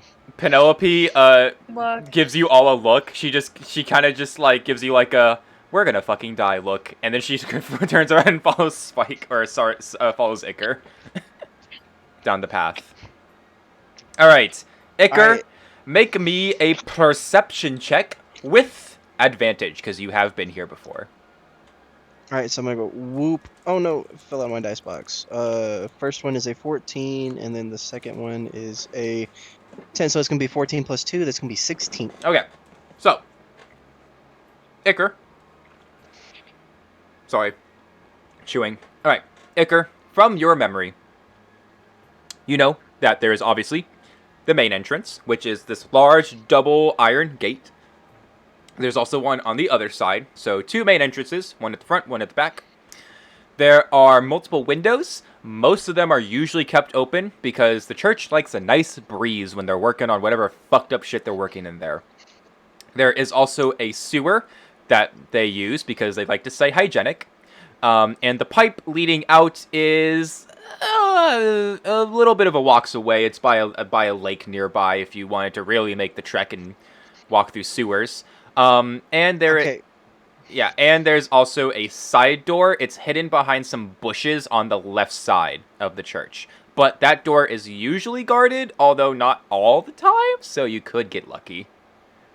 Okay, so I look at Penelope and I go, listen, you're gonna have to trust me on this. I can get us inside really quickly. Okay. Take my sword. I have a dagger. I don't really... Do I need your sword? Yes, take my sword. Oh, okay. She takes her sword. So I hand her my sword and then I grab her dagger and I like make a couple of cuts across my face and on my arm and everything and throw some dirt on my face and I just straight up run to the main entrance and knock on the door and stand at sword point. And all right, listen, Penelope, say I'm your prisoner. And at this, the doors open up. You can see... Stupid bitch, you'll never bring me back in here. You can see that there are 4 individuals standing in front of you two. All of them are cloaked, and you can see a little bit of their faces. They all appear to be either humans or elves at first glance. And they have much darker colored eyes than usual. Like, their eye color is unnaturally dark, almost black, to just make it look like it's almost all an iris. You can see one of the members walks forward. What is the meaning of this visit? As he looks over at Iker. Oh, I see. Penelope speaks up. I have brought this man in. I know he's a criminal, and I am bringing him back to you to have justice be served to him for his crimes against God? She says. Wait, DM question real quick. Yeah. How strong are these people? Decently strong. They do not fuck around. Definitely. So me and Penelope couldn't take them? You maybe could, but at this level, it's honestly a decent chance that they could probably fuck you up pretty badly. Like these dudes have magic as well. They're not like they're not your common Valterian soldier. I'll say that. Okay. So resume. You can see that the man that's speaking kind of walks forward. I see. I am very glad that you have brought back our prime subject. He is especially gifted. What is your name, young one? He says as he looks over at Penelope. My name is Bitch, that's what her name is. She kind of like smacks you on the back of the head. Silence, prisoner. My name is Ray, short for Raymond. She says. The guards kind of look over. Raymond. That is a splendid name. If you would please lead the prisoner into the church so we could take him to the appropriate room. By the way, the rest of you guys are watching this whole thing happen from the bushes on the hill. So whatever you guys are thinking right now. Great. So now could all of us take these 4 guys? Maybe, but you do notice that there are other people behind them. These are just the 4 people answering the door. There's probably like a dozen. So, okay, I'll explain. So this is the main entrance. The door opens. And you notice that This looks like a grand entranceway. Like, August, you're cutting out real oh bad. no! Why? Hold on. I'll be right back. Hold on. Mari just says into. What?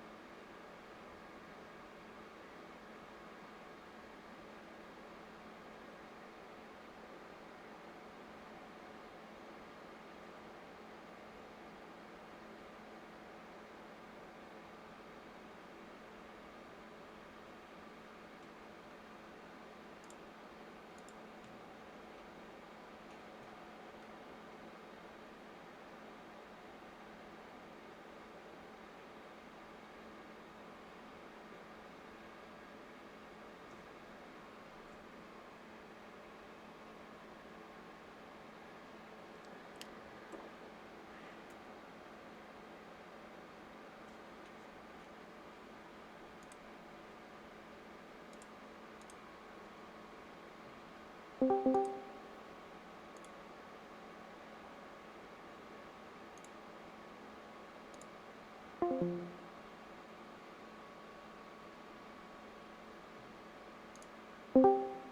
Hello. for the fucking Hello. fourth wall break. Hello. By Nim. Can you guys Oh hear yeah. me? Oh my god. Nim would be the one to fourth wall break. I know. I remember like, oh my god, that was so good playing, and I was just like, okay, Nim just looks at the camera. Which is so funny that you were Oh like, my this man God. is fully breaking the fourth wall right now. Wait, but you Dude, also it's got to because he's realize the that it's going to be. stupidest character too. Oh yeah. But keep in mind, you're literally going to have all of us on the panel and Keegan. Could you imagine everybody on the same panel? Man. Okay, I'm back. Can y'all hear me? Yeah, but Okay. I gotta go potty real quick. Yeah, sorry about that. Our internet literally just shat itself. Wait, August. So we're talking about doing like the whole Pirates anime thing, and we're talking about like adding the song in. Yeah. That I'm making that art or like song. Well, the letter that he left. Mm-hmm. Peach ring. Peach rings. Peach Ooh. ring. I stock about 50 of those a week. I snack on those. You know I keep that thing on me. you know I keep that thing on me. Oh man. Shit, bruh. You know that I keep that peach ring on me. Yes, sir. I keep peach ring. Why wear a cockring? Why wear a cockring when you can wear a peach ring? That's. I mean, that's a question right there. That is certainly a question. Yeah. I could fit like two, maybe. We'll see. Maybe if Otax gets big, we just don't tell anyone who wrote it, and we just pretend like we all wrote it, and then no one knows who the true writer is. Yes. People would have to like guess who the mastermind behind it all is. Who is the mastermind? Although that'd actually be kind of hard because I don't play any PCs, so they'd be like, "Oh, it's probably the one guy that doesn't play any." No, because we're not releasing like us playing it. We're releasing it as a comic first. Remember? I'm just saying. And I mean, like Burley is later basically just my character, so yeah, it can kind of work out. That's funny. Okay. Well, I mean, Arya is your character, so I don't know. Technically, you play a character because Arya is yours. Yeah, Arya's mine. I wrote that bitch to be interesting. I'm not gonna lie. No, yeah, for real. I'm sorry. Like, I'm gonna talk as much shit about Ash as I fucking want, because Dude, don't be sorry. Fuck that bitch. Fuck that bitch. Their fucking storytelling. Can we talk about that for a minute? Like, how awkward it was to roleplay with them, too, sometimes? Yeah. Dude. Can we talk about that? I bring that up. I made Arya interesting with her sisters and her mom. yeah, and I knew that was you who did that because I was like, "There's no way. It's too good of a story to tie into." Oh no, Ash's backstory was like, she has trouble with her mom and stuff, and I was like, okay. You still have the camera on, and it's probably gonna be on for a while. That's fine. All right. Oh, not you guys. My bad. Oh, are we ready to? Corey is naked. I'm in the bedroom right now. My bad. Oh. Oh. Wait, do what? Wait, do what? Are you naked? Are you naked right now? Not naked. No. Damn it. Damn it, you're not. Okay. I'm in my work uniform. Fuck you. Lee, are you back from pissing? I mean, how do we know your I'm work washing uniform my isn't just a pair of socks? Okay.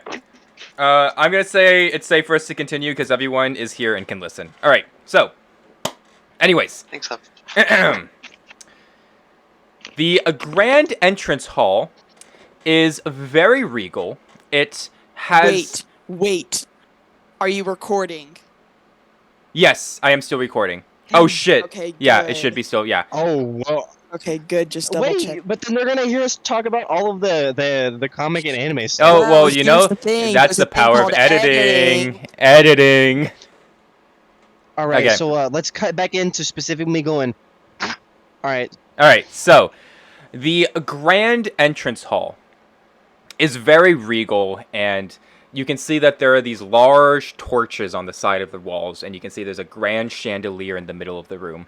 There is this large staircase, kind of like those classic like double circle staircases that you see in like mansions and stuff that lead up to the second level. There's a door directly in front of you. Nice mahogany doors, as well as doors on the left and right. There is a very lavish, beautiful red carpet that is laid out in the middle of the grand entrance hall. Behind these 4 cultists, you can see some other cultists kind of walking around. Some are dusting. This place is very clean. You can see most of them are kind of cleaning right now. And you can see some kind of walking back and forth with like books or papers in their arms. And the cultist says, "Follow me, please, so we can take this one to his rightful spots, Miss Ray." And Ray nods. She kind of just like pokes you forward, Iker, into the castle.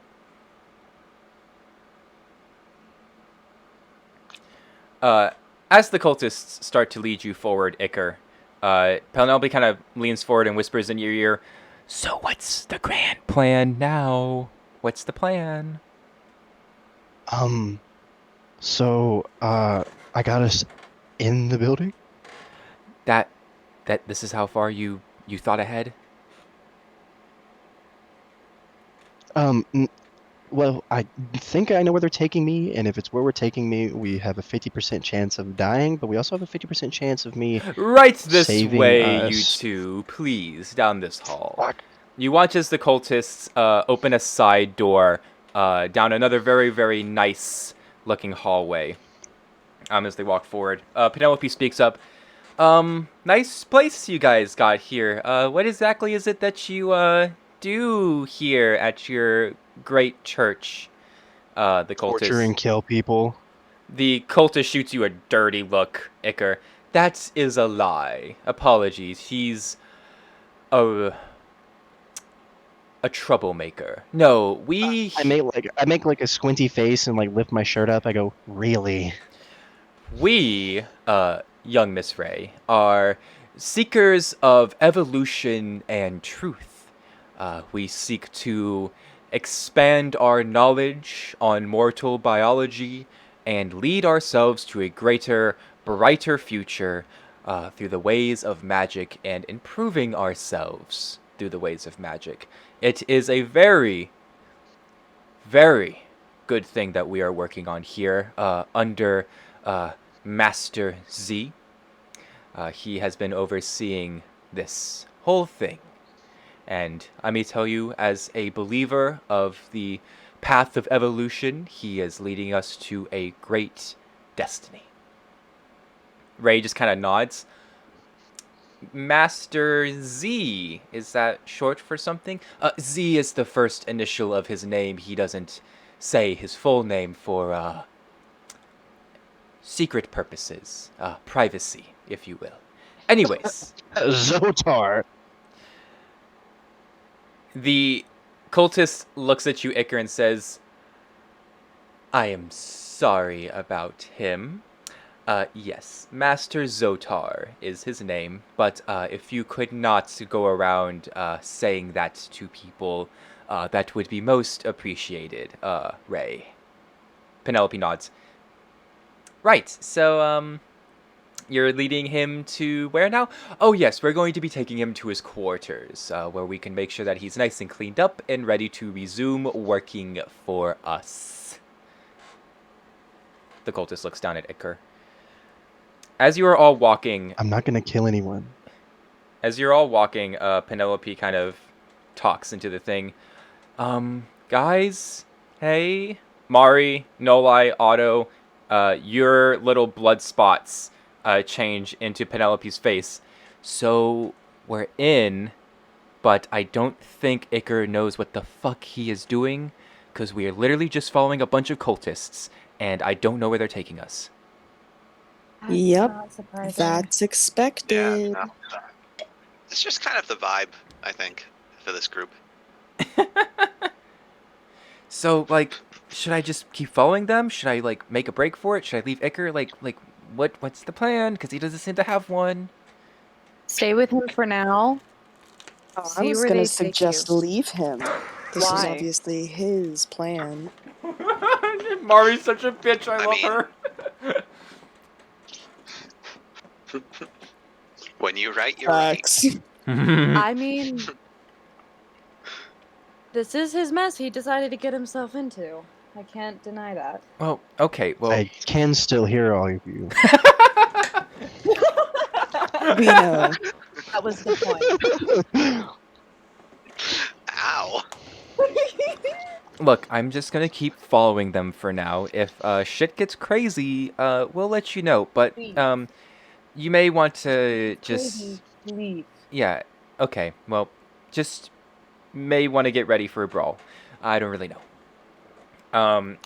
At the end, after a couple minutes of walking, I want to rage. you can see that the cultists have led Iker and Penelope to this more dungeony looking area of the church. They went down a couple flights of stairs, and you can see that there is this large iron door that opens up to reveal a room with a bed, a table, a chair, and one torch. And the cultist looks over. Iker's room is here. Penelope looks inside. Doesn't really seem as cozy as the other rooms in the church. Oh, that's because he's a very special case, the cultist says. Right, so I just put him in here? Of course. Penelope just kind of pushes you into the room, Iker, and just says, I'll improvise. Wait, so I guess I just sent you a PM because if I'm gonna get cleaned up, and then you'll understand by. Yeah. Okay, but only have Penelope notice. Okay. She goes ahead and she exits the room. The cultists speak. All right, Iker, time to clean yourself up. They throw you some new clothes, some cultist robes. Switch into those so you can continue your duties. No. The cultists kind of look at you and says, you wouldn't want us to bring out the knife again, would you, Iker? Change your clothes. You're filthy. I shudder in fear and I go, you wouldn't, bitch. The cultist smiles. Oh, I definitely would, Iker. So you better start changing out of those disgusting things and put on those robes now. How about you go tell your little daddy Zoltar that his prized pet is back? Because I know you can't do anything without his permissions. You blob face looking of a fuck. The cultist just kind of sighs. Pay no attention to him. He'll eventually change. He's just a bit ignorant. Anyways, Miss Ray, what was it that made you want to come here and turn in this fugitive? You can see that Ray kind of looks over. What are you doing in the cell, Iker? I'm taking my shirt off, and I've got like my complete shirt off with my back turned to them. Okay. Penelope notices that on Iker's back is the same tree that is on Nolai's arm. However, this tree is fully bloomed. The branches have fully grown out. There are red and orange leaves and small flowers blooming in the leaves of the tree. And it is very large. It almost takes up the entirety of Iker's back. You can see that Penelope looks back at the rest of the cultists. Oh, well, I heard in Pearl Nest that there was a fugitive about, and that the people here were upstanding individuals that wished to see good in the world, so I just thought I would do my civil duty and bring him back to you all. The cultist nods. Well, since you seem to be so appreciative of our practices, why not join us, Ray? No, she won't. Ray looks over. Yes, this must be the one time that I must agree with him. I appreciate what you're all trying to do, but unfortunately, I don't think that I should be. I just don't think I could do it right now. You know, I'm quite young. Yeah. The cultist kind of takes a step closer to Penelope. You know, Ray, the future of our species is through the evolution of magic. Magic is, of course, a byproduct of the gods. And of course, why would you not want to be a god? It is only a natural process that we would use this power gifted to us by our grand goddess Elena to further our own species. I whisper into the little slime that I've got hidden. Do not let him find out about the fire. Penelope kind of goes a little pale for a second. Right, the gods. Never heard of them before. The cultist kind of looks over. Would you follow me for a second, Ray? I wish to offer you some payment for your mission. You can. Hey, bitch, I'm ready. Oh, don't you worry, Iker. We'll be back for you very, very soon. We're just going to pay your little friend here some money, and then have her be on her way, and then we'll get right to you. At this, as they are leaving, Penelope looks over, and she kind of just like flings something while the cultists aren't looking, and it kind of clatters right under the door. There's like a little space under the door that you can kind of reach under Iker, and she kind of tosses something over to that area, and you can see it's a key that she nicked off one of the guards, and she kind of gives you a wink before she follows the cultists, and she whispers into the little blood drop. Okay, guess it's time to make your move, Iker. I'll see what these guys are all about. The rest of you, from what I was looking around, the side door on the left seems completely barren. It's probably your best bet to get in. All right, guys. For me to do this, I'm gonna have to cut communications, and then like all of them just bust into dust. All the little blob guys just go to dust and everything, and I get like a big accumulation of blood in front of me. Kind of just slurps back into you. All right. No, it doesn't slurp. No. I'm like getting ready to make something out of Oh, it. okay. What are you making? I'm just gonna make just a standard sword, like just a really cool looking blood sword. Okay. All right. Let's start. Iker, what are you doing first? Oh, we need music. Shit. Okay. Keep going. I'm just gonna cue some music. Okay. I take the key and I put it into the door. Mm-hmm. Slowly opening it, not to catch the guard's attention. Okay. I've made my sword into a long, sharp object. Very vast and very not veiny, but fucking very god, this cool looking. Fucking D&D group. I swear to fucking god. Okay.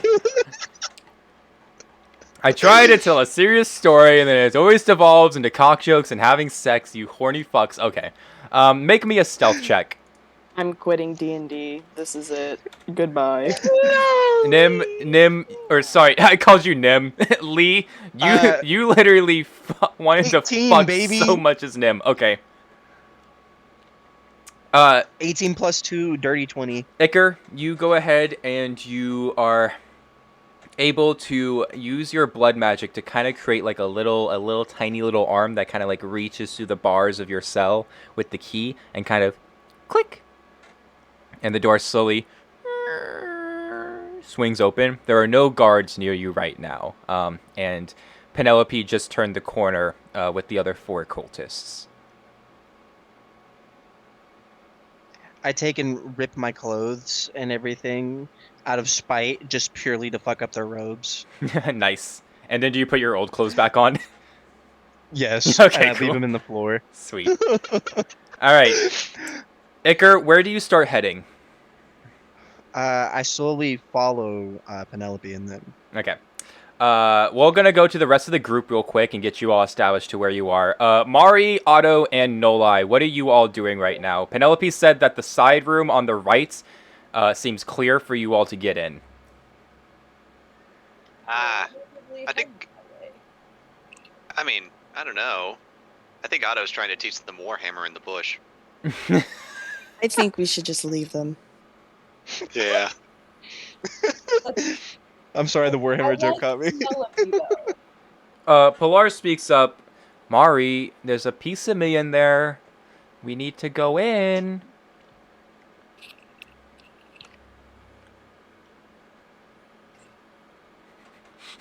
Hey, let's go.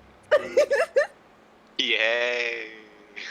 As Mari and Pilar start to walk down, Bond kind of walks over to Nolai and Otto and is just like, "You guys didn't really mean that, right?"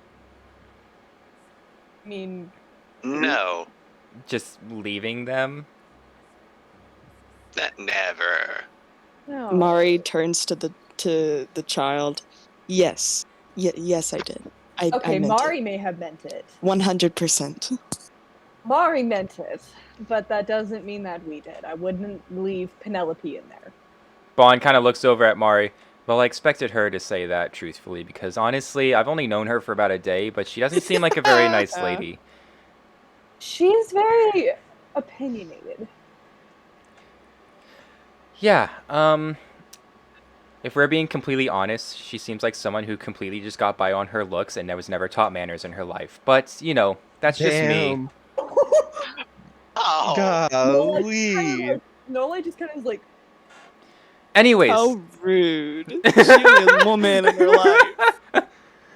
Bond kind of turns around and says, "Look, I'm not a great soldier, but it wouldn't be on my good conscience to leave Penelope and Iker in there, and I know my mom would probably disapprove of it. So, do the right thing. Do the right thing, Bond." And he starts walking towards the entrance. No lie? hold Otto? on, kid. Well, I'm Oh. gonna grab the child by the collar. What? You're not going in there first. I mean, I was trained enough by the Valterians. I know a few things. She's gonna, like, lift up the kid and, like, set him down, like, to the side behind her. And, like, we're going in first. We're the adults. Right. Follow the adults. Yes. Okay. Please. No lie, I'm going to assume you're in front. Fuck yeah, I'm in front. All right. I'm the big strong woman. As you all... Let's go. I want to rage. As you all approach the side room, or the side door, no lie, you open it up to find you're in one of the very lavish hallways as you walk in. All right, so the three of you, or I guess all of you, the rest of the group is now inside the building, and you are all going to start scouting out. Let's go back to Penelope and Iker real quick. Iker, you're keeping your distance, kind of dodging cultists as you are following Penelope. As the four cultists lead her into this, through like the main hall, kind of off to the side into another large room. Iker, your heart kind of sinks a little bit as where they keep all their information about people and things in here. And you know they don't really keep money in there, so you're a little skeptical as you follow them in, kind of. The four cultists kind of stop in the middle of the room, and the main one walks forward over to the desk and opens the drawer. Tell me, Penelope, how much do you know about the gods? Penelope kind of pauses for a second. Not much. My dad told me that they were very absent and a bit crazy, but I've never really have known much. The man can be seen like stacking some papers on the table. You see, it's a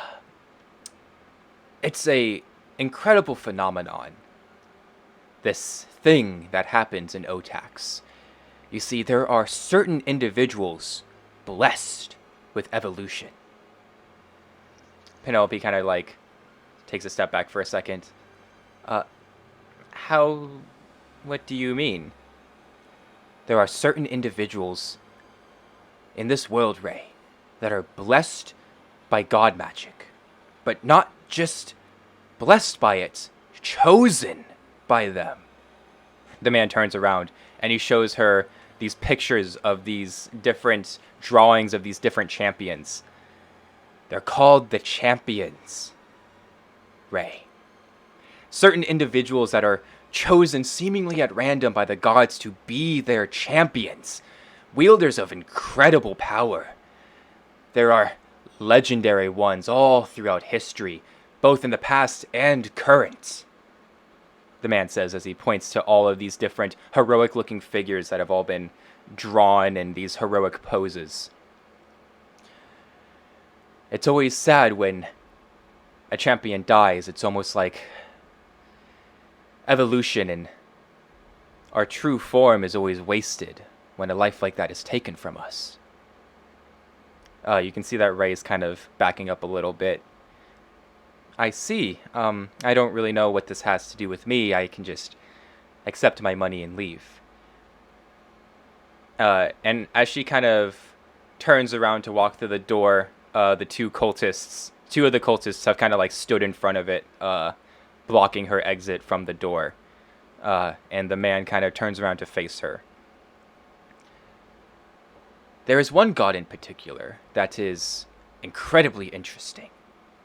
And he brings out one of the books on the table and flips through it. You can see it's a reddish book with a fire emblem on the cover. The god of fire.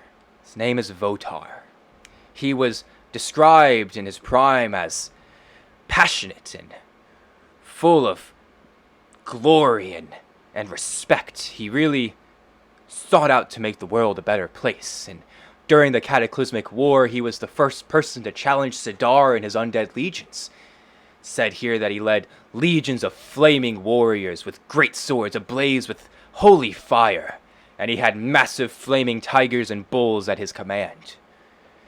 He was a champion, a hero, a warrior. Truly a blessed godson of Elena. And his champions are no different, the man says as he looks through the book. Everywhere you look, proud, respectful, honorable individuals. Ruby. She was a grand champion who created the Ruby Greatsword, a weapon that can channel Votar's magic through it and turn it into a flaming great weapon. There was Roderick, another great warrior of Votar, said to have slain 100 necromancers before he died. And the most recent one, just recorded, a man named Ardor. He was loyal. Said here that he died protecting his friends and crew. Respectful and honorable to the very bitter end. And apparently he wielded the Ruby Greatsword. But he died some months ago. And the Champion of Fire has not yet been picked yet, the man says as he closes the book. Iker, you're hearing all this through the door. What are you doing? Can I make a quick, really funny comment? Mm-hmm. I was looking through my character's build, and did you know that his martial art is literally called Champion? I love that. All right. Bro, I just realized that Ardor is going to be going down in OTAC's history as a hero, when in reality he's just a fucking dumbass. The legend of Ardor. But so what I'm doing is I'm getting ready to wait, how close are these guards to the to the door? So the door is closed. They're all on the other side. You're just like listening on the other side. But how close are they to the door? They like have their backs to it. They're like leaning up against it to make sure Penelope doesn't leave. So like if I like hypothetically cut them and sucked other blood out of them, what would I have to do?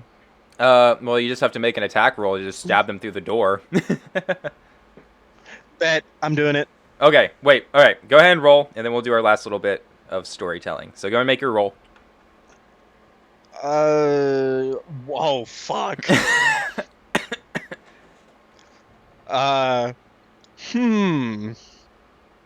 That's a nat 1, baby. Oh, all right. All right, boys. I hope you're ready Bro, for fun. The first fucking roll, and it's a nat 1. God damn it. The man comes closer to Penelope, the new champion of fire. Or maybe they have been picked. You see, it says here in this tome, Votar's champions are distinguished by their bright, fiery hair and eyes, he says, looking back at Penelope. And Penelope kind of like looks down at her hair, and you can see there's like a slight bit of panic creeping across her face.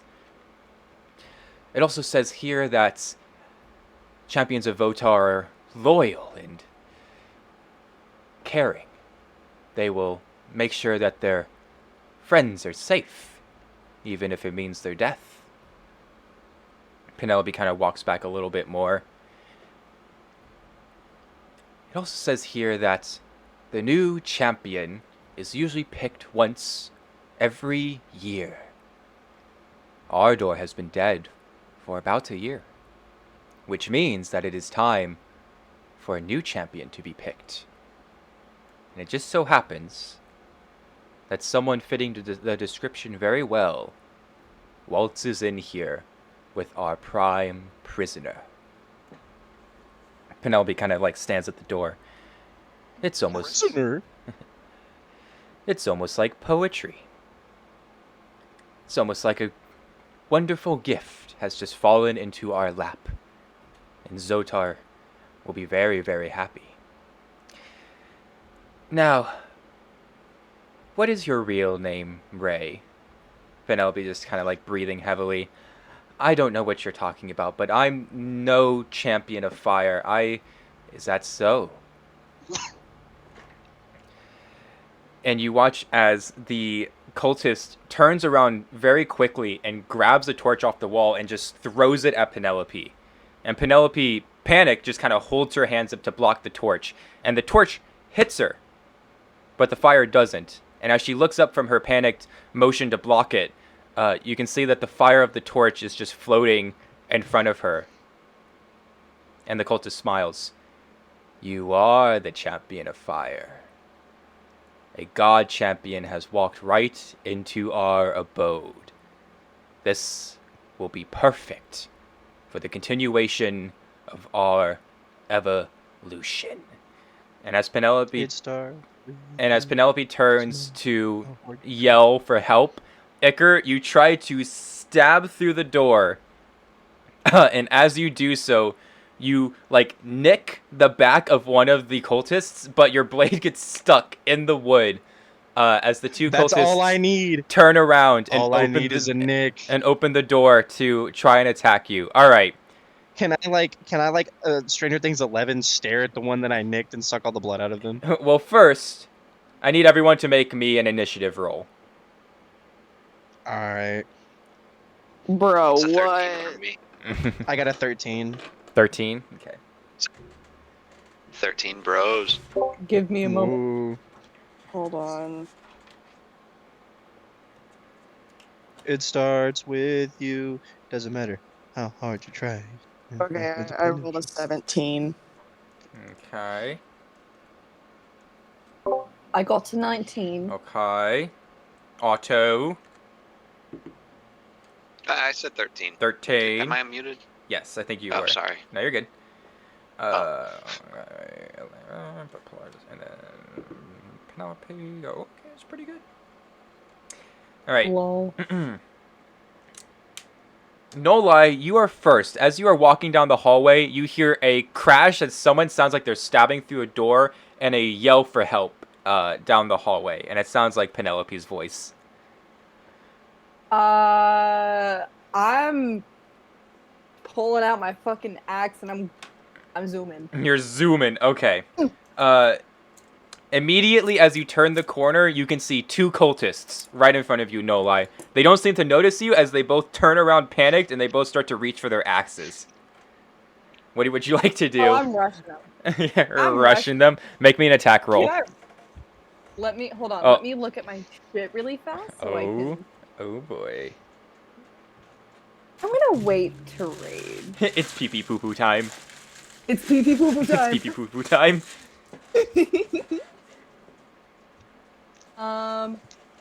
Ooh. Okay. So, I'm looking at this and it says that I can frenzy attack, which means that I can like do another melee attack. Oh, so you can hit both of them. Okay, yeah. Yeah. Do it. Do There it. we go. All right. So the first one.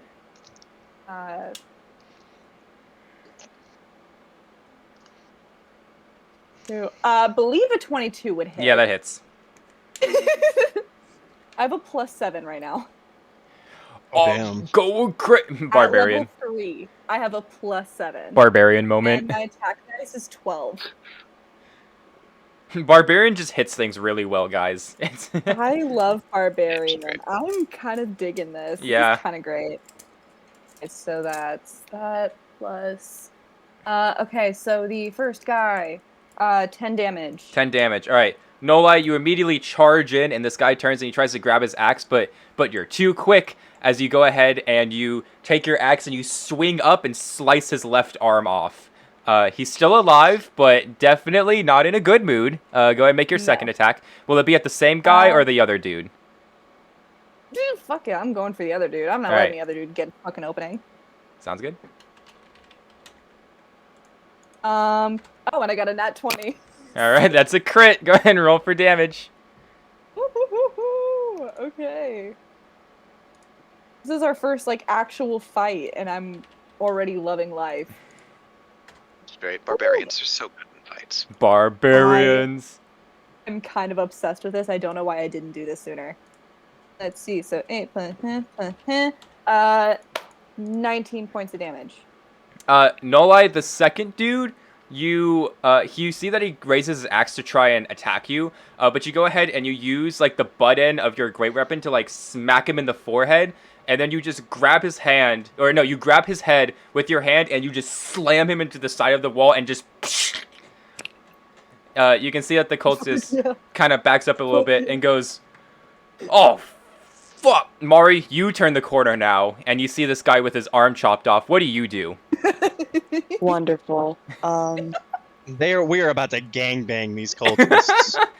Yeah, we are. Guys, I'm not even raged right now. God, I have a list of spells that I could choose. How do you want to mutilate this man? Lay it on him. Already Oh, cutting no. dude's arm off and smash a dude's head. Let's go. Okay. Alright, I'm going to... Okay, y'all are gonna have to help me through this. I'm not used to doing spells. I got you, I got you. Okay, so I want to cast Ray of Sickness. Okay, so look at the spell. On the spell, it should say what kind of save they need to make, what the other person needs to make. Because spells are automatic. It's usually a save that the other person has to make. Yep. Okay, it's a Constitution saving throw. Yeah. It depends. But that one, I assume. Yeah, no, I have to make a saving throw. Yeah, Constitution saving throw. Yeah. Of what? It should say it should say next to the... You're using D&D Beyond, right? Whatever your spell No, I'm not modifier using is. D&D Beyond. Oh yeah, whatever the spell. It's 10 plus your spell modifier. 10 plus your spell modifier. Oh, fuck. Hold on. Yeah. Okay, I think it's a 13. 13? What's the spell modifier for the... Wait, what class are you? I'm a wizard, warlocky kind of thing. Okay, so what would the modifier be for that? It'd probably be wisdom. It's a So it's wisdom, so 10 plus your wisdom modifier. Okay. Or actually, it would probably depend on what his first class is, because if it's warlock, then it's probably his charisma. Oh yeah, I think warlock is charisma. Yeah. Wizard is. Yeah, wizard is wisdom. You know what? I'll I thought wizard was intelligence. Oh, it is intelligence. You know what? I'll just do. Is it? Mari, which one is your higher modifier? Okay, hold on. Let me look. Out of what? Intelligence or charisma? Okay, definitely intelligence. Okay, what's that? It's a +3. Okay, so we'll just use your intelligence from now on. Okay. I got a 6, so I fail. Alright. So, Mari... And then I roll for damage, Yeah, right? go ahead and roll for damage, yeah. It's, It's 2d8. 2d8. Yep, 2d8. Yeah, I got my stuff. Okay, that's gonna be a 12. Alright.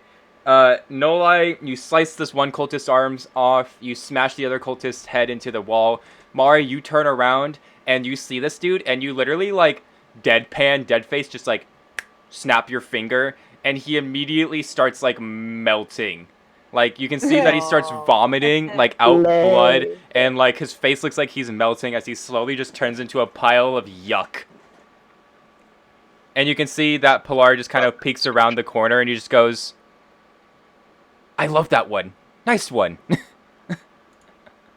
Yeah, Nola just kind of turns to Mari and he's like, remind me not to get on your bad side. Sure. Sure. All right. You all continue to run forward. Now it is Penelope's turn. She's going to turn around and kind of just like try to like barrage through the door. So she's going to make a strength check. And she passed. Iker, you are kind of thrown back as Penelope just charges forward and like body slams into the door with your distraction. And she kind of like falls onto you and she just kind of looks at Iker and she just goes, we should run. Iker, it is now your turn. Okay, so give me the room real quick. So like, there are 4 cultists in front of you. They all have their weapons drawn. I see, and then one of them is nicked, correct? Yes, one of them is nicked. Okay, so then would I be able to use... Okay, so like he's got a special ability and everything, which is he can only use it once per fight. Is he can like drain all the blood out of somebody and then use it to create like a clone. Yep. Of himself to fight. Like, so can I do that really quick? Yeah, but it's only once per battle. So if you want to use it now, you can use it now. No, so I was just clarifying that one. Yeah. So, but okay. So what I'm going to do is take and pull some of the blood out of the dude's neck and everything to form like a katana. Okay. He's I'm gonna say that he can make a saving throw to try and resist it. What is your spell modifier, Iker? Which one would be the spell modifier? What's your class? I'm a human fighter. Human fighter. Okay, so since... Oh, yeah, right, because you have the special blood. We'll just do your... We'll do charisma. I mean, this would... my charisma is plus coming 3. from a demon, like, yeah, probably, thing, yeah, charisma. Warlock. Yeah, so, yeah. Yeah, so it's going to be plus 3. So 13? Okay. Yeah. And I failed it again.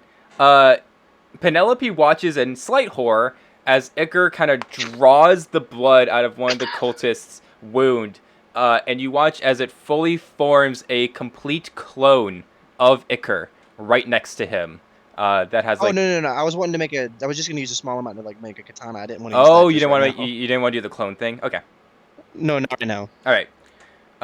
So what do you make out of the blood? Just a katana. This was just enough to make like a blade. Okay, so go ahead and roll me a d8 for damage against the dude. Yeah. 8. Yeah, and you can add your charisma modifier. Okay, well, let me find my d8. Here it is. 4. Okay, plus 3. So no, so that's 1. Oh, okay, I see. So it's 4 total. All right. Yeah. Well, it's still some damage. He looks a little. He definitely doesn't look happy that you just drew a bunch of blood out of him and made a katana.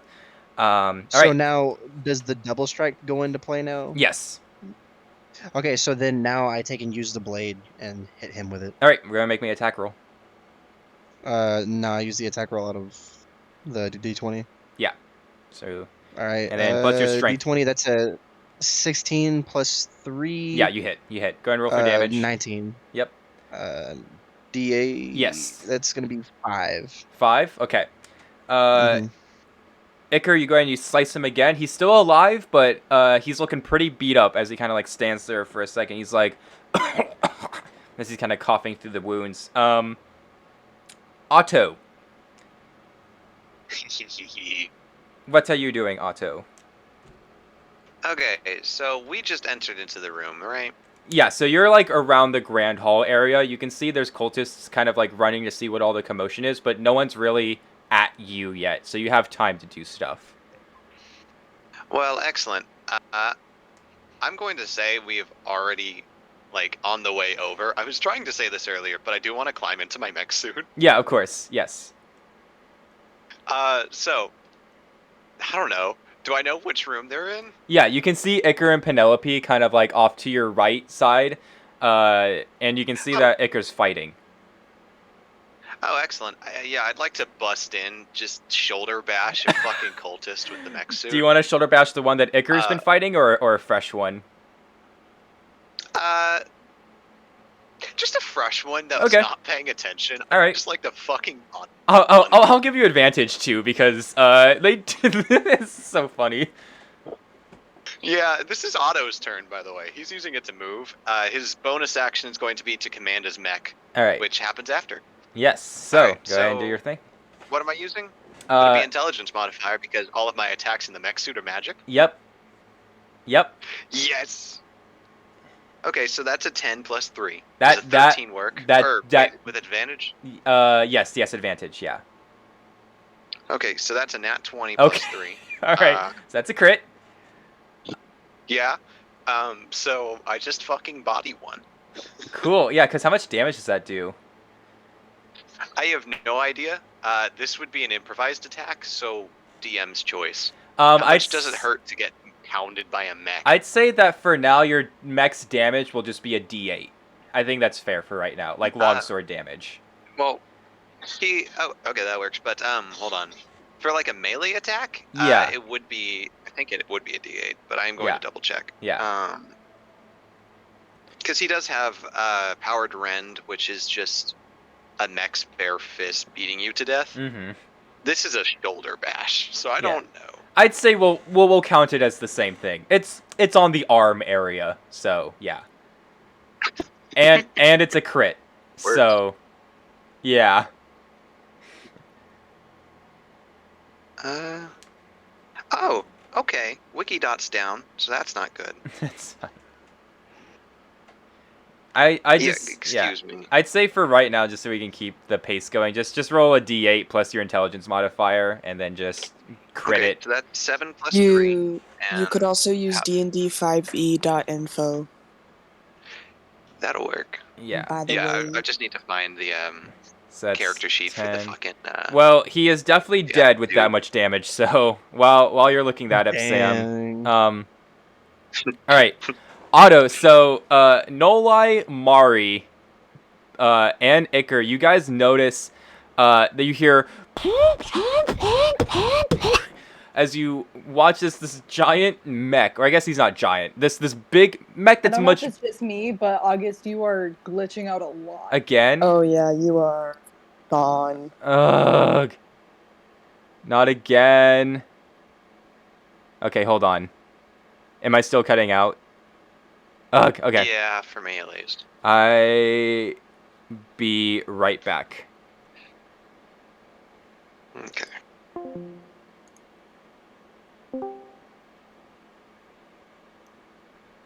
Yes, force-powered rend is his melee attack. It's 1d8 plus my intelligence. Okay, hello?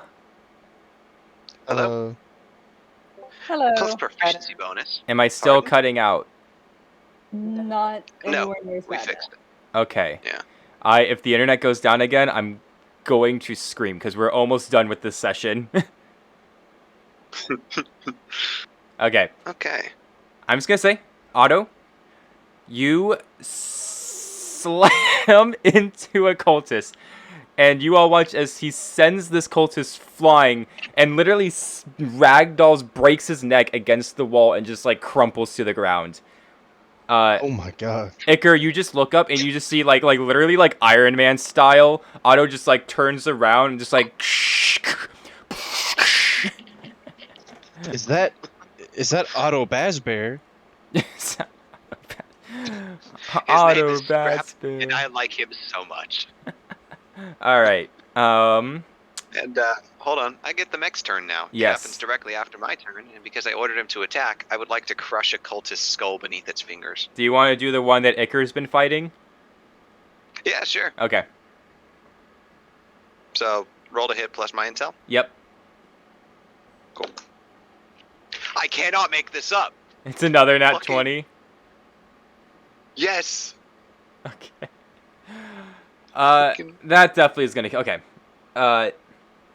So the first cultist gets body slammed. We need music. Oh my god.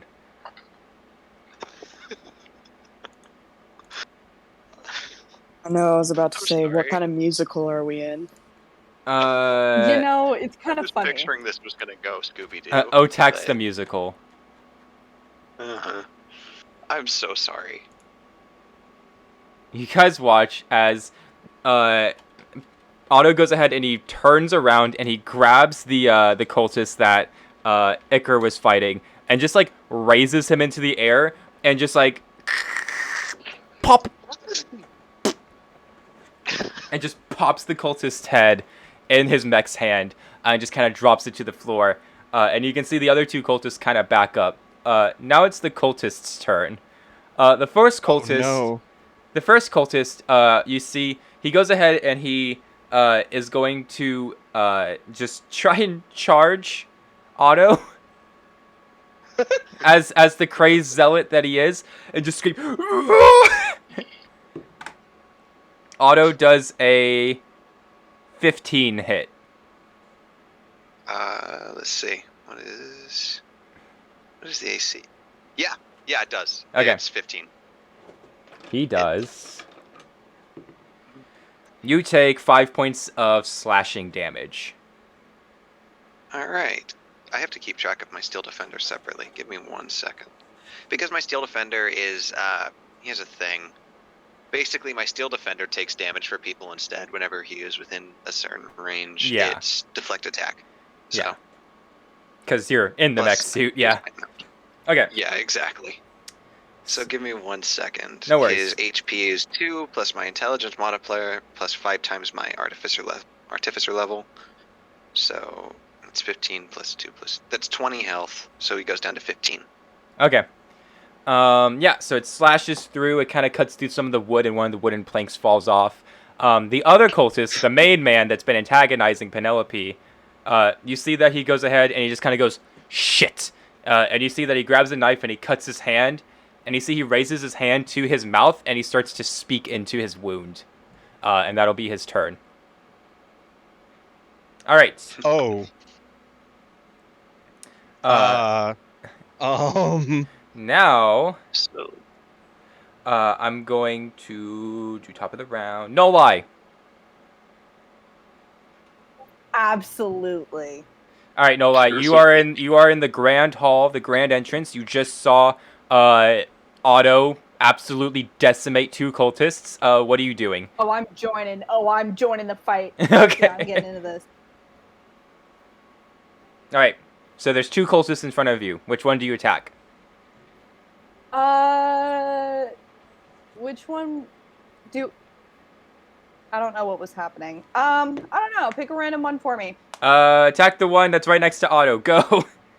Bet. All right, let's go. I'm gonna say that a 26 hits. Yeah, 26 hits. I'm enjoying this far, far too much. Barbarian. Barbarian. No, the barbarian's legit amazing. Come on. So that's gonna be 12. Okay, he's still alive, barely. Question. Yeah. So frenzy attack, it doesn't say that there's like any amount of time that I can use it. So can I just presumably have 2 attacks? Yeah, I can Google it real quick. Yeah. Let's see. Attack. I'm already going. Because it doesn't. Where is frenzy attack? What barbarian are you? You're a berserker, right? Yes. Okay, cool. Because, well... Yeah, because at 5th level you get to attack twice, but... It says frenzy attack on my thing. Starting when you can make a single melee weapon attack as a bonus action. Yeah. So I can make a melee attack, so I can't make like any other kind of attack. It has to be melee. Yeah, so but if you... I already fight close range anyway. Yes, yeah. So yeah, it says allows you to attack once with a melee weapon as a bonus action. So if literally all you're doing is swinging your weapon, you can attack twice. And at later levels, you can attack up to 3 to 4 times in a single turn. Because barbarians only hit I do things. remember this being better. I love barbarians. So hypothetically, can I go and hit him again? Yes, you can hit him again. Yay! Okay. Fucking murder. Who cares about rules, guys? It's a no-tax game. I'm here for the story and for you guys to kill I'm here shit. For the story. Oh my god, and I'm here. D&D is not Warhammer. Combat is subjective. Exactly. 22. Okay, well, he was on like 2 HP, so you literally can't fail this because you have a strength modifier, so... Hypothetically, though, I'm going to see what I would get. Yeah. Hypothetically, you know... I got 15. 15. No lie, you just take your greatsword and you just cleave this dude in half. Oh, great axe, yeah. Yeah, you cleave this dude in half. And so he is now splits in two. And he is yeah, he's gone. And you look up with like a little wicked grin on your face as you look at the last cultist. Mari, your turn. Mari, you notice that there are sounds like there's cultists coming through the other doors. What do you want to do? They're not here yet, but you can hear the sounds of more cultists coming through doors. Let me see. Ooh, I like the music. Are you laughing at me? No. I hear someone laughing. Sam. Just giggling. I'm just giggling, man. Ooh, I know what I want to do, but I need to look at it real quick.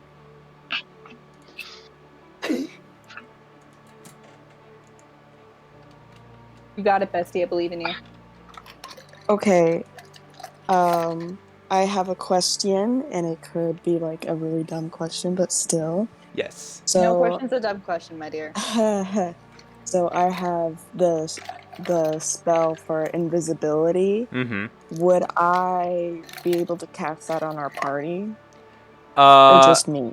It should say who you can turn invisible. All it says is it's by touch. Touch. Yeah, ranged touch. Spell slots are up to certain people, right? Certain spell slots equal up to a certain like number of people that you can turn invisible, right? So, you can spell using spell with her. Concentration up to 1 hour. A creature you touch becomes invisible as spell. Anything you touch is wearing and carrying is invisible. It's your spell and it's target spell. Cast a spell. Okay, so from what I'm reading, it seems like it's only at higher levels that you can do additional creatures. So right now it's you and one thing that you're touching. So you can turn yourself and one other person invisible. But at level 3, you can do additional people. Okay. Or it's spell level 3. Actually, wait, but you're level 3, right? Yeah. Then yeah, you should be able to... I think it's spell level 3. Oh, it's spell level 3. My bad. Yeah. Okay, yeah. So you can do yourself and one other person. Wait a minute. No, Trin was pretty right on the money, I think. Yeah. As long as you just upcast it, that's how many people you can Oh, yeah. So if you spend all your spell slots right now, Mari, you could make everyone go invisible. But it would cost all your spell slots. Which means you can only do... It'd just be like, if you cast it as a 5th level spell slot, you can do 6 people. Because it starts with 2, and you get an additional 1 per... I see. Whatever you upcast it to. Okay. Yeah. Okay, well, I'm trying to think about this. For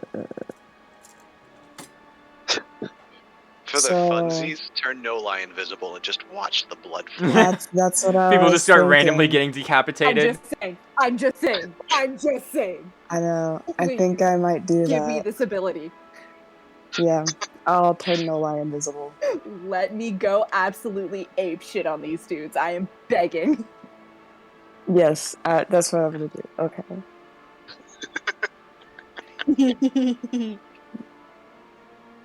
I love fighting people who have no defense against us. Facts. Do I have to roll anything for this, or because I don't have it written down? Yeah, as long as you're just If it's touching a willing willing member, creature. Yeah. Okay, I'm gonna go over to Noah and I'm gonna All tap his right. shoulder and be like, "Hey, can I do a thing real quick?" Go for it. Okay, and then I'm gonna turn her invisible. All right. And Mario, you can also be invisible if you want.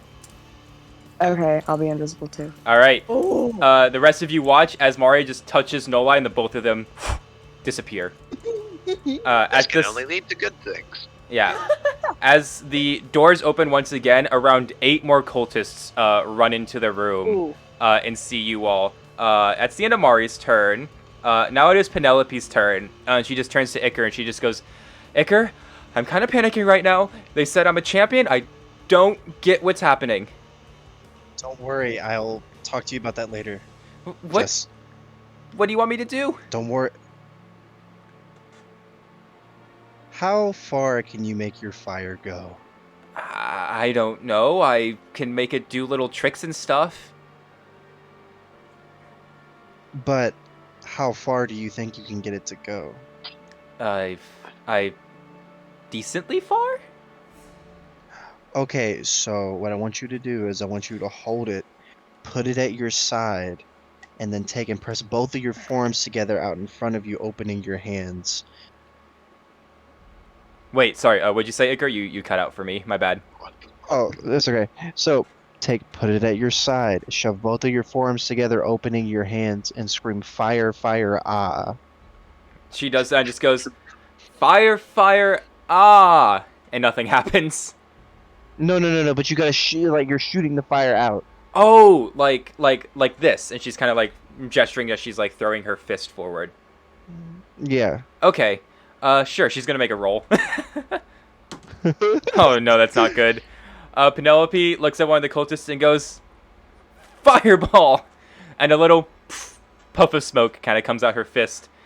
I think I'll just stick to the dagger, she says. Love you. You have a good night, guys. And she pulls out her dagger and she just goes, I think I'll just stick to this. All right. We'll work on it. That'll be the end of Penelope's turn. Iker, your turn. Can I look at the main guy that, like, whispered into his wound? Yeah. Alright, what I'm gonna do is I'm going to take and charge at him and then slash. Okay, make your attack roll.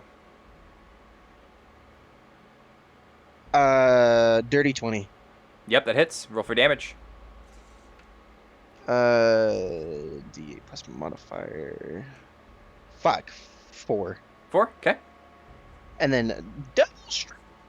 Hit him again! Hit him again! Do I just roll for damage again? No, you gotta make another attack roll. Fuck. How does a what is it? What would that be? How does a 12 sound? A 12 just misses. Damn. Alright, guess whose turn it is? Otto! Otto in the big mech suit. Do damage, Otto. What was that? How many people are left? There is the one main dude that's speaking into his wound, and then 8 new dudes that just entered the room. Oh, yeah, the dude who's talking into his womb. He's talking into his hand, right? Yep. Okay, cool. I'll use my bonus action real quick to order my mech to attack him. Okay. After I get done. Yeah. And for my turn, I would like to... Let me see what Otto has. Oh, I would like to take... Is there anything just sharp near me? Like anything sharp and heavy? There's a axe right next to you that the cultist dropped. Is there? Yeah, you know what? That'll do, actually. Yeah, I'm gonna grab it and cast Catapult on it. Alright. So that'll be the damage of the axe plus... Give me 1 second. Catapult, IV. And how he's casting it's like, he's just fucking... He picks it up and, like, the arm locks into place and just, like, springs forward. Yes. Yeah. No, I imagine this is like Captain America's shield type shit. Oh, yeah, he just throws it. With 1 to 5. Okay, so it's damage to the axe plus 3d8 bludgeoning. Yep. So Oh my god. let's see if it hit. It's plus my spell mod. So give me 1 second. Okay, so that's not bad. Not bad at all. It was a nat 1. Oh no. Otto, you go to pick up the axe, and you go ahead and you move some gears to move the robot into throw mode. And as the robot puts its arm in the backwards position to get ready to throw the axe, Otto, you hear something go, and your left arm is currently not moving. It is locked into place, which means you have disadvantage on melee on your attacks for the rest of the combat until you can fix it. Well, that's actually easy. I grabbed mending specifically for this. All right. Anyways, I'll pass it to the robot's turn, and robot is going to grab his arm and yank it off. All right. The robot, you guys all watch as Otto's mech just rips the arm off. That was a 15 to hit. Yeah. On the rip the arm off. Yep. Yeah. Yeah. You just rip your own arm off and throw it down on the floor. Will that be your turn? Not my arm. His arm. Oh. His arm. Oh, the other dude. To his head. Okay. Well, you're gonna have disadvantage on it because your arm's locked into place. So roll it again. With my right arm, though. Oh, that's true. Okay. Yeah. Right. Okay. Okay. Yes, that does hit. And then. Right arm. And then how much damage did you do? It's D8 plus my spell. Give me 1 second. That's a 6 plus 3. That's 9 damage. 9 plus the 5 that Iker did. Yeah. Okay. Otto, you go ahead and you rip the dude's arm off, and you can see he kind of lets out a sharp yell of pain as he kind of like stumbles for a second. And before he dies, he goes ahead and he like clutches the front of Iker's shirt as he's bleeding out, and he just goes, "You don't understand what that girl's capable of. She needs to be here, Iker, for our purpose." Can I just go, I understand exactly what she can do, and then suck all of the blood out of him? Yes, you're just like... And he like slowly becomes gaunt and skeletal as he just falls to the floor dead. I make a little blood minion that like it like flows onto my shoulder. Another one to the collection, it seems. God damn it. Alright. Witnessed something homoerotic. So now it's gonna be some of the cultists' turns. One of the cultists has a crossbow, and it's gonna fire the crossbow at Penelope, since Mari and Nolai are currently invisible. I'm a willing target. Shoot at me. Missing. The next one is going to shoot at Pilar. Hits. Pilar takes 3 points of piercing damage. Pilar's just kind of standing there, and a metal arrow just like goes through Pilar's chest plate, and he just kind of looks down and just goes, "Ow!" Another cultist the final cultist with a crossbow is going to shoot at Iker. Iker does a 13 hit. So AC doesn't have a modification, does it? No. Okay, so my AC is 12, so yeah, it hits. Hits, okay. Take 4 points of piercing damage. Alrighty. Okay. That'll leave me with 27 life. And then the remaining cultists with melee weapons will just get down the stairs and get ready to fight people in melee combat. No lie! I know you're ready. I know you're ready, no lie. I know you're ready to go crazy and murder some people invisible. Fuck yes, I am. Alright, so first things first, I'm gonna rage. Alright. Okay, let's see. You said that there were 8 by the door, right? Yes. So yeah, so there's 5 currently like at your level that all have melee weapons, and then there's 3 dudes with crossbows like up at the top of each staircase, like firing down. I'm gonna leave the long range to Mari. I'm taking care of the dudes up close. Okay. Alright, so I'm gonna go for my first dude. Alright. Pick a random one, doesn't matter to me. You attack the closest one. Okay. Nat 20. All right, roll for damage. Give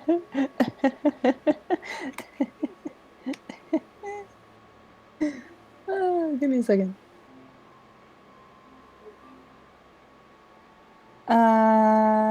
Sick. Sick. Okay, okay, okay. Give me a moment. And then okay, so 25 on the first dude. All right. You see that one of the cultists is heading towards Bon with his axe raised, and out of nowhere, just and decapitated. Dude falls onto the floor. All right, you can go ahead and do your second attack. Lol.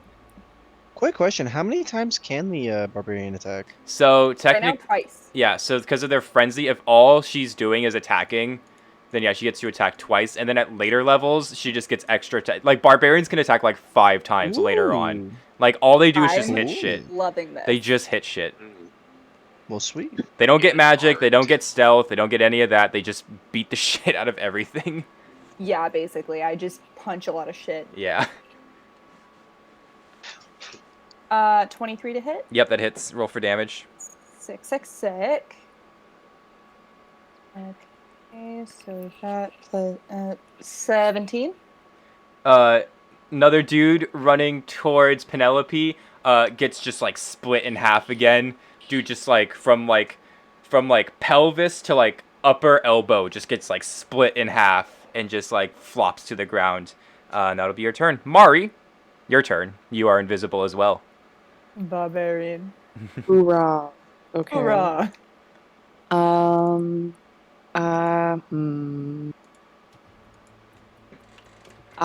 going to. Let me see. Dude, I have a whole fucking spell book. Christ.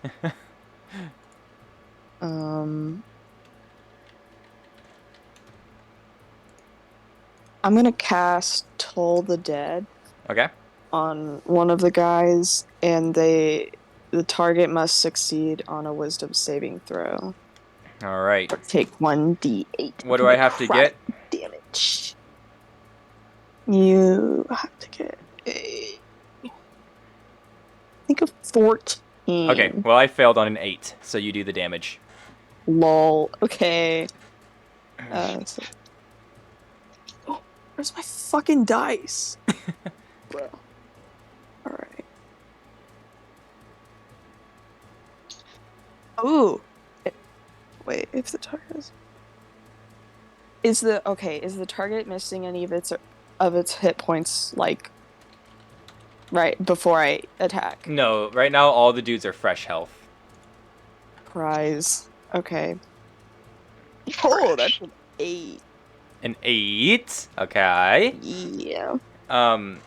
Mari, you go ahead and whisper something under your breath, and you guys watch as these large kind of necrotic-looking silver bells kind of appear around one of the cultists and ring incredibly loudly, but only he appears to hear it, and it seems to cause him immense amounts of pain. All right. Will that be everything on your turn, Mari? Yeah, I think so. All right. Moving right along. Iker, your turn. Okay. So I know that me and you are gonna have to talk after this because didn't you say it was like every 3 levels we're supposed to make him more broken? Yeah. Okay, so now that we're on the 3rd level and everything, we're gonna have to talk about what he can do. I guess we could do it every 4. Yeah, I think every like 5 levels we'll get his. We'll give him some new powers. Okay, well, Okay, I know what I'm gonna do. Can I create a pole arm out of the blood that I stole from the guy that I just absorbed? Yes. Okay, so I'm gonna like just create this gigantic like pole arm spear and try to like throw it at one of the. Well, throw it. Like, are they like stagger stacked or like kind of they in a line? The crossbow They're all kind guys. of like everywhere. There's one dude that's already been wounded by Mari, but everyone else is full health, and they're all just kind of like around the room. They're not in any like particular line or anything. Oh, wait. Never mind. I just remembered something that he can already do. All right, so I'm gonna take and collapse polearm, go on the floor, and create a bunch of little tiny minions to find the crossbow guys, the ones that can explode. Yeah. And I'm gonna send my little minions to the crossbow people and like have them attach themselves. I guess if that makes sense. All right. Go ahead and just make me one generalist attack roll. Okay. Nat 20, baby. Alrighty, let me explain this out.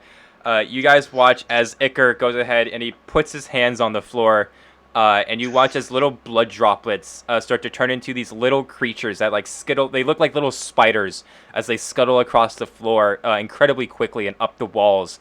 They start latching onto the cultists with the crossbow, like little like face hugger xenomorph creatures.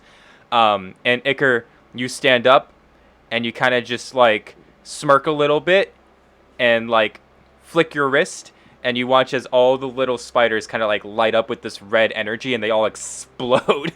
Go ahead and roll for damage. Damage. Yeah, right, so that's gonna be. Hold on, wait. I want to. Okay, I want to see, since this is like a made-up thing that we made for him. I want to just see how much and if this would be balanced. Probably not, but I think it would be funny. And that's what really matters. Yeah. Okay. Go ahead. We'll say these grenades do 3d6 damage. 3d6. Gotcha. Let's see what these 3d6 give me in the old dice and you can add your charisma modifier since it's technically a spell. Wait, is this damage per person? Just roll it for all of them so we can just speed it up. Okay. So that's gonna be. That's gonna be 12 damage per. All right. You watch as the cultists all just like explode and crumple with all these little craters of flesh where the bugs exploded. All right. Penelope's turn. Penelope just kind of takes a knife and she just kind of like walks behind Otto and she just goes, you take this one, little green buddy. Otto, your turn. Okay, so for my action, I'm going to use mending on my arm. Okay. Just to repair it. Mending, I do believe on... Hold on. I have to Google again. My bad. Artificer Battleship 5e. Mending heals the thing, so I'm just doing that real quick. Deflect. Yeah. Arcane Jolt. Doing that. The fuck is mending? Okay, regains 2d6. Okay, and I'm gonna say that your arm's fixed, so if you want to do catapult again, you can. Alright, so I already rolled a 6, so he goes back up to full of 20.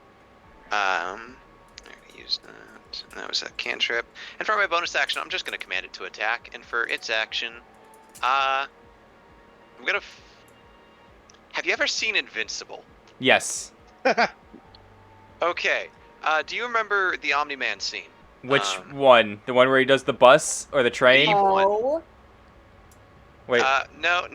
I'm referring to, you remember when he killed Discount Batman? Yes. Oh my god. Oh my. I would like to do that to a cult. Oh my god, Not yes. the Dark Wing. Oh my god, Not yes. Oh my god, yes. Darkwing.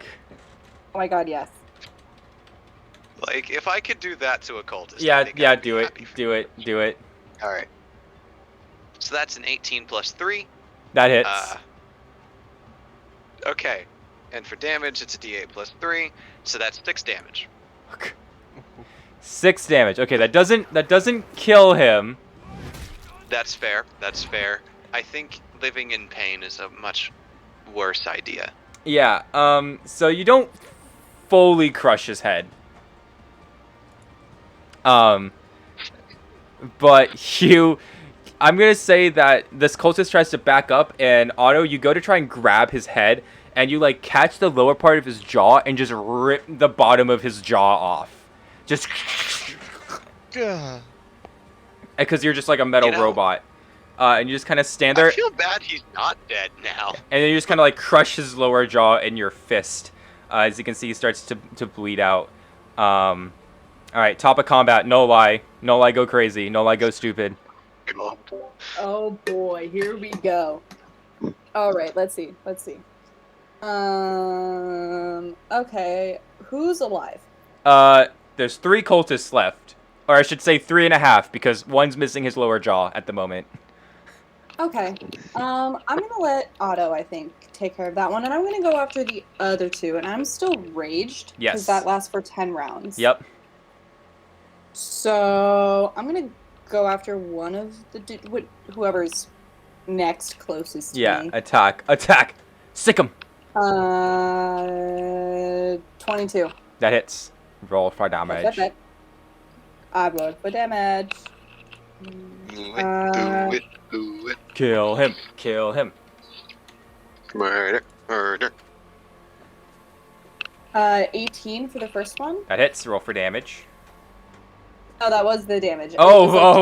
Easy. It was something to hit. It was like 20 something to hit. Again, Nolai is invisible, so this dude is just like, he just watched Otto pull the jaw off of his friend, and then he's like, holy fuck, and then like, decapitated as well out of fucking nowhere.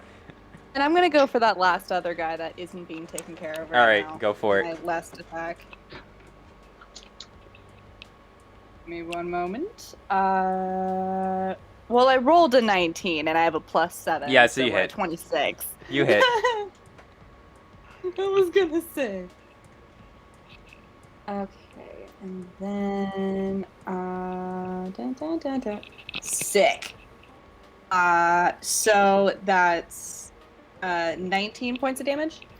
The next dude, he turns around to try and run, but he's all of a sudden lifted into the air by a seemingly invisible force, and he is taken by the back of his head and smashed into the ground once, and then twice, and then a third time, and then a fourth time as Nolai just continuously pounds this dude's face into the ground until the front of his face is nothing but a mushy, flat pancake.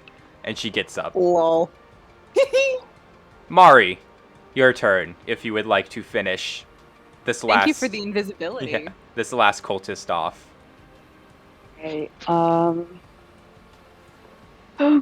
Okay, does this last cultist have prior damage? Yep. Alright, I am going to cast Toll the Dead again. Let's see if I make my save. I don't. I got a 3. Wow, now I get to roll a... Where is it? Fuck.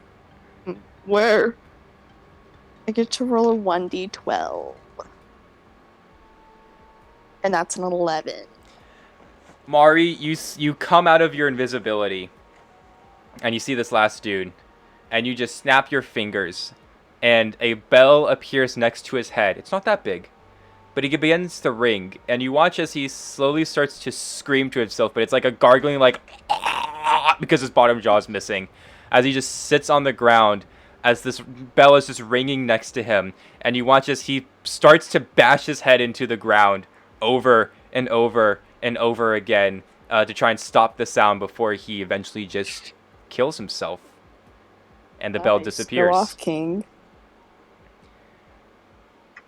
It gets... Are we the bad guys? It gets oddly quiet for a second as you all finish off the last of the current cultists. And... Alright, is there anything you guys want to say after that? Well, field testing proved effective, I think. Can I look Penelope passionately in the eyes and go, "Are you okay?" Penelope is just kind of like lockjawed and scared, and she just goes, I didn't expect you all to be so good at killing, she says as she looks at all of you. Are we have we not introduced ourselves? We are the... No, You give us some shitty name, I Are we like swear. not invisible anymore? no, you guys are visible again. Okay. Why are you moaning? I We are the know. darkness. What the hell? We're the darkness crusaders. No. No. Do not agree with that. Penelope just kind of looks at you, Iker, and just goes, right. And she kind of like pushes you away from her as she gets up. She just kind of stands up and dusts herself off. Yeah. Well, that was Run as far away as you can from that one. Yeah, that's maybe good advice. Well, that was strange. Anyways, I think we got all of them. And Bond goes ahead and he shouts over at the side of the room, "Hey guys, I think I found a pretty interesting room." Who wants to go see what Bond's seeing? Over there. I want to go see. Can I Kool-Aid Man through the wall? Yeah. Oh yeah. Sam, I love you so much. As you guys look at where Bond's pointing, he's pointing down the room that was on the left side of the grand entrance hall. And you can see it's a very short hallway into another main room. And it appears to be a very large lab / torture area. Ooh. Nice. I'm gonna take some of the equipment. Alright, do you all want to walk in? Of course. Alright. We're gonna get trapped, but sure. You guys move into the large torture room. This is not the right kind of music. Hold on. All right. I know.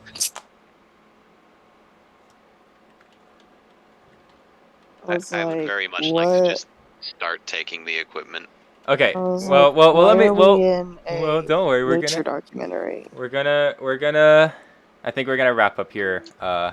In a second. All right. You guys go ahead and enter into this large torture room. It is massive, probably one of the biggest rooms in the entire castle. It is made completely out of stone, and you can see there are small spots of blood on the ground. There are multiple devices. Sees the trauma.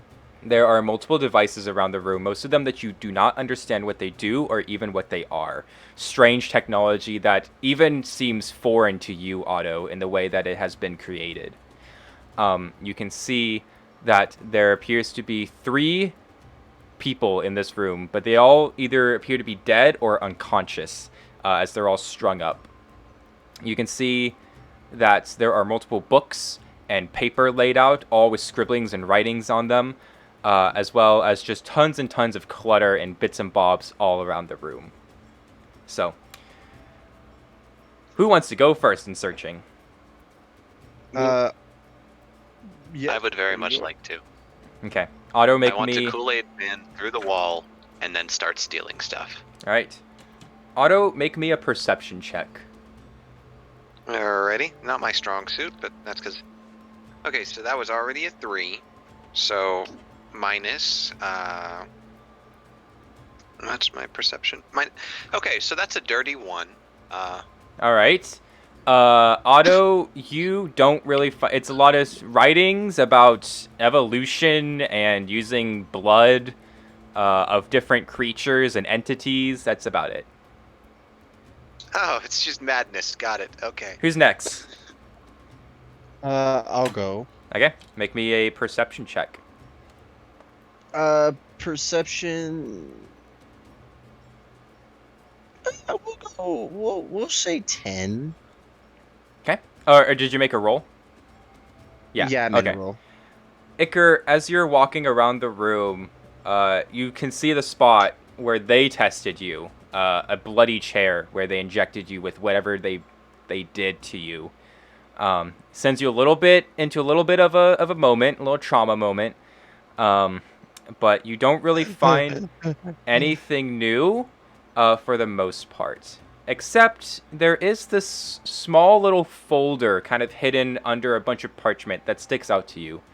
And you pick it up and it's your file. And you pull it out, but some of the pages are missing. There only appears to be one, and it's just like a very simple, like, Iker. And then your height, your age, your blood quality, skin tone, hair color, all that kind of stuff. And it says... How do you measure blood quality? Well, I guess we could find out eventually. And as you read the bottom, Iker, you can say you see that it says subject incredible. Subject is in incredible health and quality, a perfect candidate for the experimental test, injected with highly special blood. And at the bottom is code name Raven. Oh.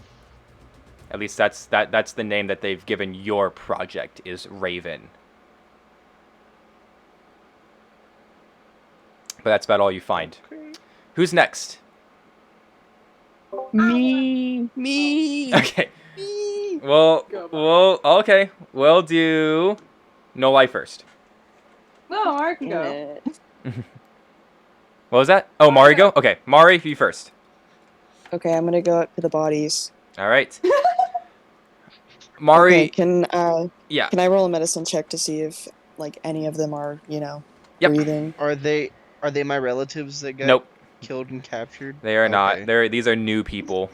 Oh wait, why do I feel like you're gonna use those against me? Oh god. I rolled a 19. Let's get it. They are all dead.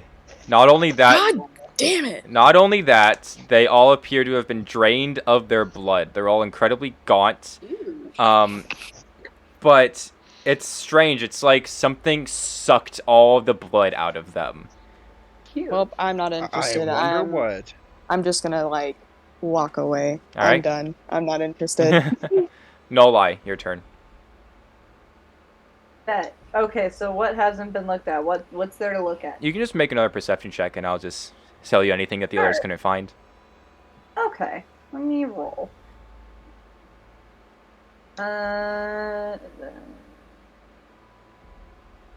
21. No lie, you notice that one of the machines appears to have a bottle of blood attached to it, and it looks like this machine is used for pumping the blood into someone else. And you can see there's multiple jars next to it, and they're all labeled. You look at the one in the machine, and it says Beast/Orc Mix. You look at and you can see that there are names on it. There's a name of an orc man, as well as the beast that it was taken from, which was a wolf. You look at another one, and it says Elf Blood. And you can see the name of the elf on it. You can see that it's all like labeled like what kind of like creature it is. So, beast, or like what kind of race you are, or what kind of thing you are, and then the name of the person underneath it. I want to read the names. Yeah, so the names are nothing important. They're just very common names. I don't want to think up random names right now for people. But there's an orc name, an elf name, one of the beasts, and then one of the last bottle. I just wanted to look and see if it was anything important. Yeah, and then on the last bottle, you can see that it is labeled Demon. Reading it. What's the name? The name is scratched out. What the fuck? Of course it is. I'm. August, I'm gonna beat the shit out of you. What was that? Kind of interested in. Yeah, so it's clear that they're not keeping all the blood stocks here. This has clearly been brought in from another room. Interesting. Okay, I kind of want to find this other room now. All right. I'm gonna point this out to Ikor. All right. Iker, you look at the blood, and you know that they've been concocting all different types of like combinations of blood, and you don't know which one they used on you, but it's definitely one of them. Wait, hold up. Quick question. What is God, what is his name? What is Penelope's brother's name? Penelope doesn't have a brother. It's just Bon. That's the dude. He's okay. Yeah. So Bon, what is Bon's mother? Bon's mother is a tiefling. And tieflings can use blood magic. Some can, but not all of them. So are you catching what I'm putting down on that theory? I am. Okay. I understand. I understand where you're going. Okay, well, yeah, Icarus full of his mom. He'd be like, "Hey, kid, I'm gonna tell you this right now. Me and your mom go together pretty well, if you know what I mean." Arya out of this, perhaps? Oh god. Why does Iker want to fuck everyone? Alright. Why does Iker want to fuck anyone? So I wasn't implying fucking, but okay. I mean, like, he But has been trapped and, like, tortured for a few years, so, like, I'd be pretty horny, too, once I got out, not gonna lie. Alright. He's got a lot of pain kinks, I'm sorry. But yeah, so, like, he goes up to, No Lie, and he looks at the vial, and he goes, this is very similar to what they did to me. We've got to find the room that they're keeping the other stuff in. We can't let them do this to somebody else. I'm intrigued to see what other kinds of mixtures they decided to try. I would like to know what I am. If I can do blood magic, does I that don't mean know I'm how the fuck we're gonna figure does that mean I'm out. Good for you, does that buddy. mean I'm a bitch bender? Will I have bitches? As you guys walk back out into the Am I main... not allowed to reply to that? Alright. Am I not allowed to reply to that? As- Because I kind of want to tell him off. Okay, you can tell him. Thank you. No one's just gonna kind of stand there and look at him and be like, it shows that you were captured for a long time. And then leaves. Yeah, I'm sorry. I got social Then cues. leaves. They're They're non-existent. She's not listening. She doesn't care. She leaves. She's gonna go like talk to Mario Otto. As you guys start Nice to guys, leave always hit it the last torture year. room to explore the rest of the castle, you all walk back into the Grand Hall. And as you guys enter into the Grand Hall and start to watch or look around to see where the next place to go is to try and find the stock room, all the doors slam shut around you, and the torches start to dim a little bit as the main door at the top of the stair opens up. Uh-oh, Daddy Zokar is coming. Walking through the door is a Valterian soldier. Oh, great! He is in exquisite gold-lined armor with a golden symbol on his chest as he walks through. I know what this is. I love that. That's so great for us, guys. Next to That's him... a commander, right? Next to him... Oh, no, this is no commander. Next to him... Oh, shit. You can see that there is a cloaked figure in a purple robe completely hiding his face. And on the other side... Shit, I know who that is. And on the other side... So, on his left is a cloaked figure in a purple robe completely covering his face. On the Valterian soldier's other side is a very tall, very muscular-looking warrior that's in this black armor with a mask covering their face, with a long sword on their back. Oh, shit. You can see that the Valterian soldier stands there and just says, "Well, Zotar, I thought you said this was the most guarded place in Markariath, and yet there are a bunch of rascals that have broken in." Look, Iker is like visibly freaking out. Like, guys, we done. Zotar speaks. "Apologies, Lord Merlori. I did not know how these people found this location." Oh my god. Oh, shit. We're oh, bro, I swear to God, if that is Ardor in the fucking black armor, Desi, me and you gonna have problems. I don't know. Mallory looks at the party and says, "Ah, well, it seems like we have an interesting group of individuals here." Bon is currently hiding behind Otto's mech, so like no one can see him. And you can see that Mallory's eyes pause for a second on Penelope. "A very interesting group of people indeed," Mallory says. Can I yell up to Zokar? Yeah. Zokar, you fucking bitch. You can see that Mallory kind of looks around again at all of you. You know, I must say, it's a little strange that individuals like these keep getting in the Valterian Empire's way. But I guess we have to learn from our mistakes and cut the head off the snake before the problems get too bad," he says as he looks to Zotar. "Zotar, your magic is quite impressive, I must admit. Your manipulation of the entire castle is wonderful. If you could You know, I'd say we should entertain these people in a game. Mallory No, looks please back down. don't do what I think you're about to do. And you watch as all the lights dim and 3 doors open up, each into a different pathway. Wait. And you can see that all of a sudden, you have all somehow split up. Oh. Not the water temple again. Oh my god. No. Damn it. No, this is gonna be much better than the water temple. Iker? If I get cursed by the sea, I'm gonna beat someone to death. And Iker, you are with Penelope? Let's go, that's what I'm talking about, baby. No lie, you are with Bon. Mari, you are with Pilar and Otto. Oh, great. Oh, yay. You all seem to be in different rooms, and you hear Mallory's voice. You know, you may be wondering why I'm doing this, but unfortunately there are some of you in this group that I have very special interests in. Very special interests indeed. And instead of killing you all off, I'm someone who likes to see what potential there is. So we're all going to play a little game, and you could possibly live. In fact, you could possibly even find your spot amongst the Valterian Empire. All you have to do is find the key that gets you out of this castle. A very simple game. But there's unfortunately one little problem.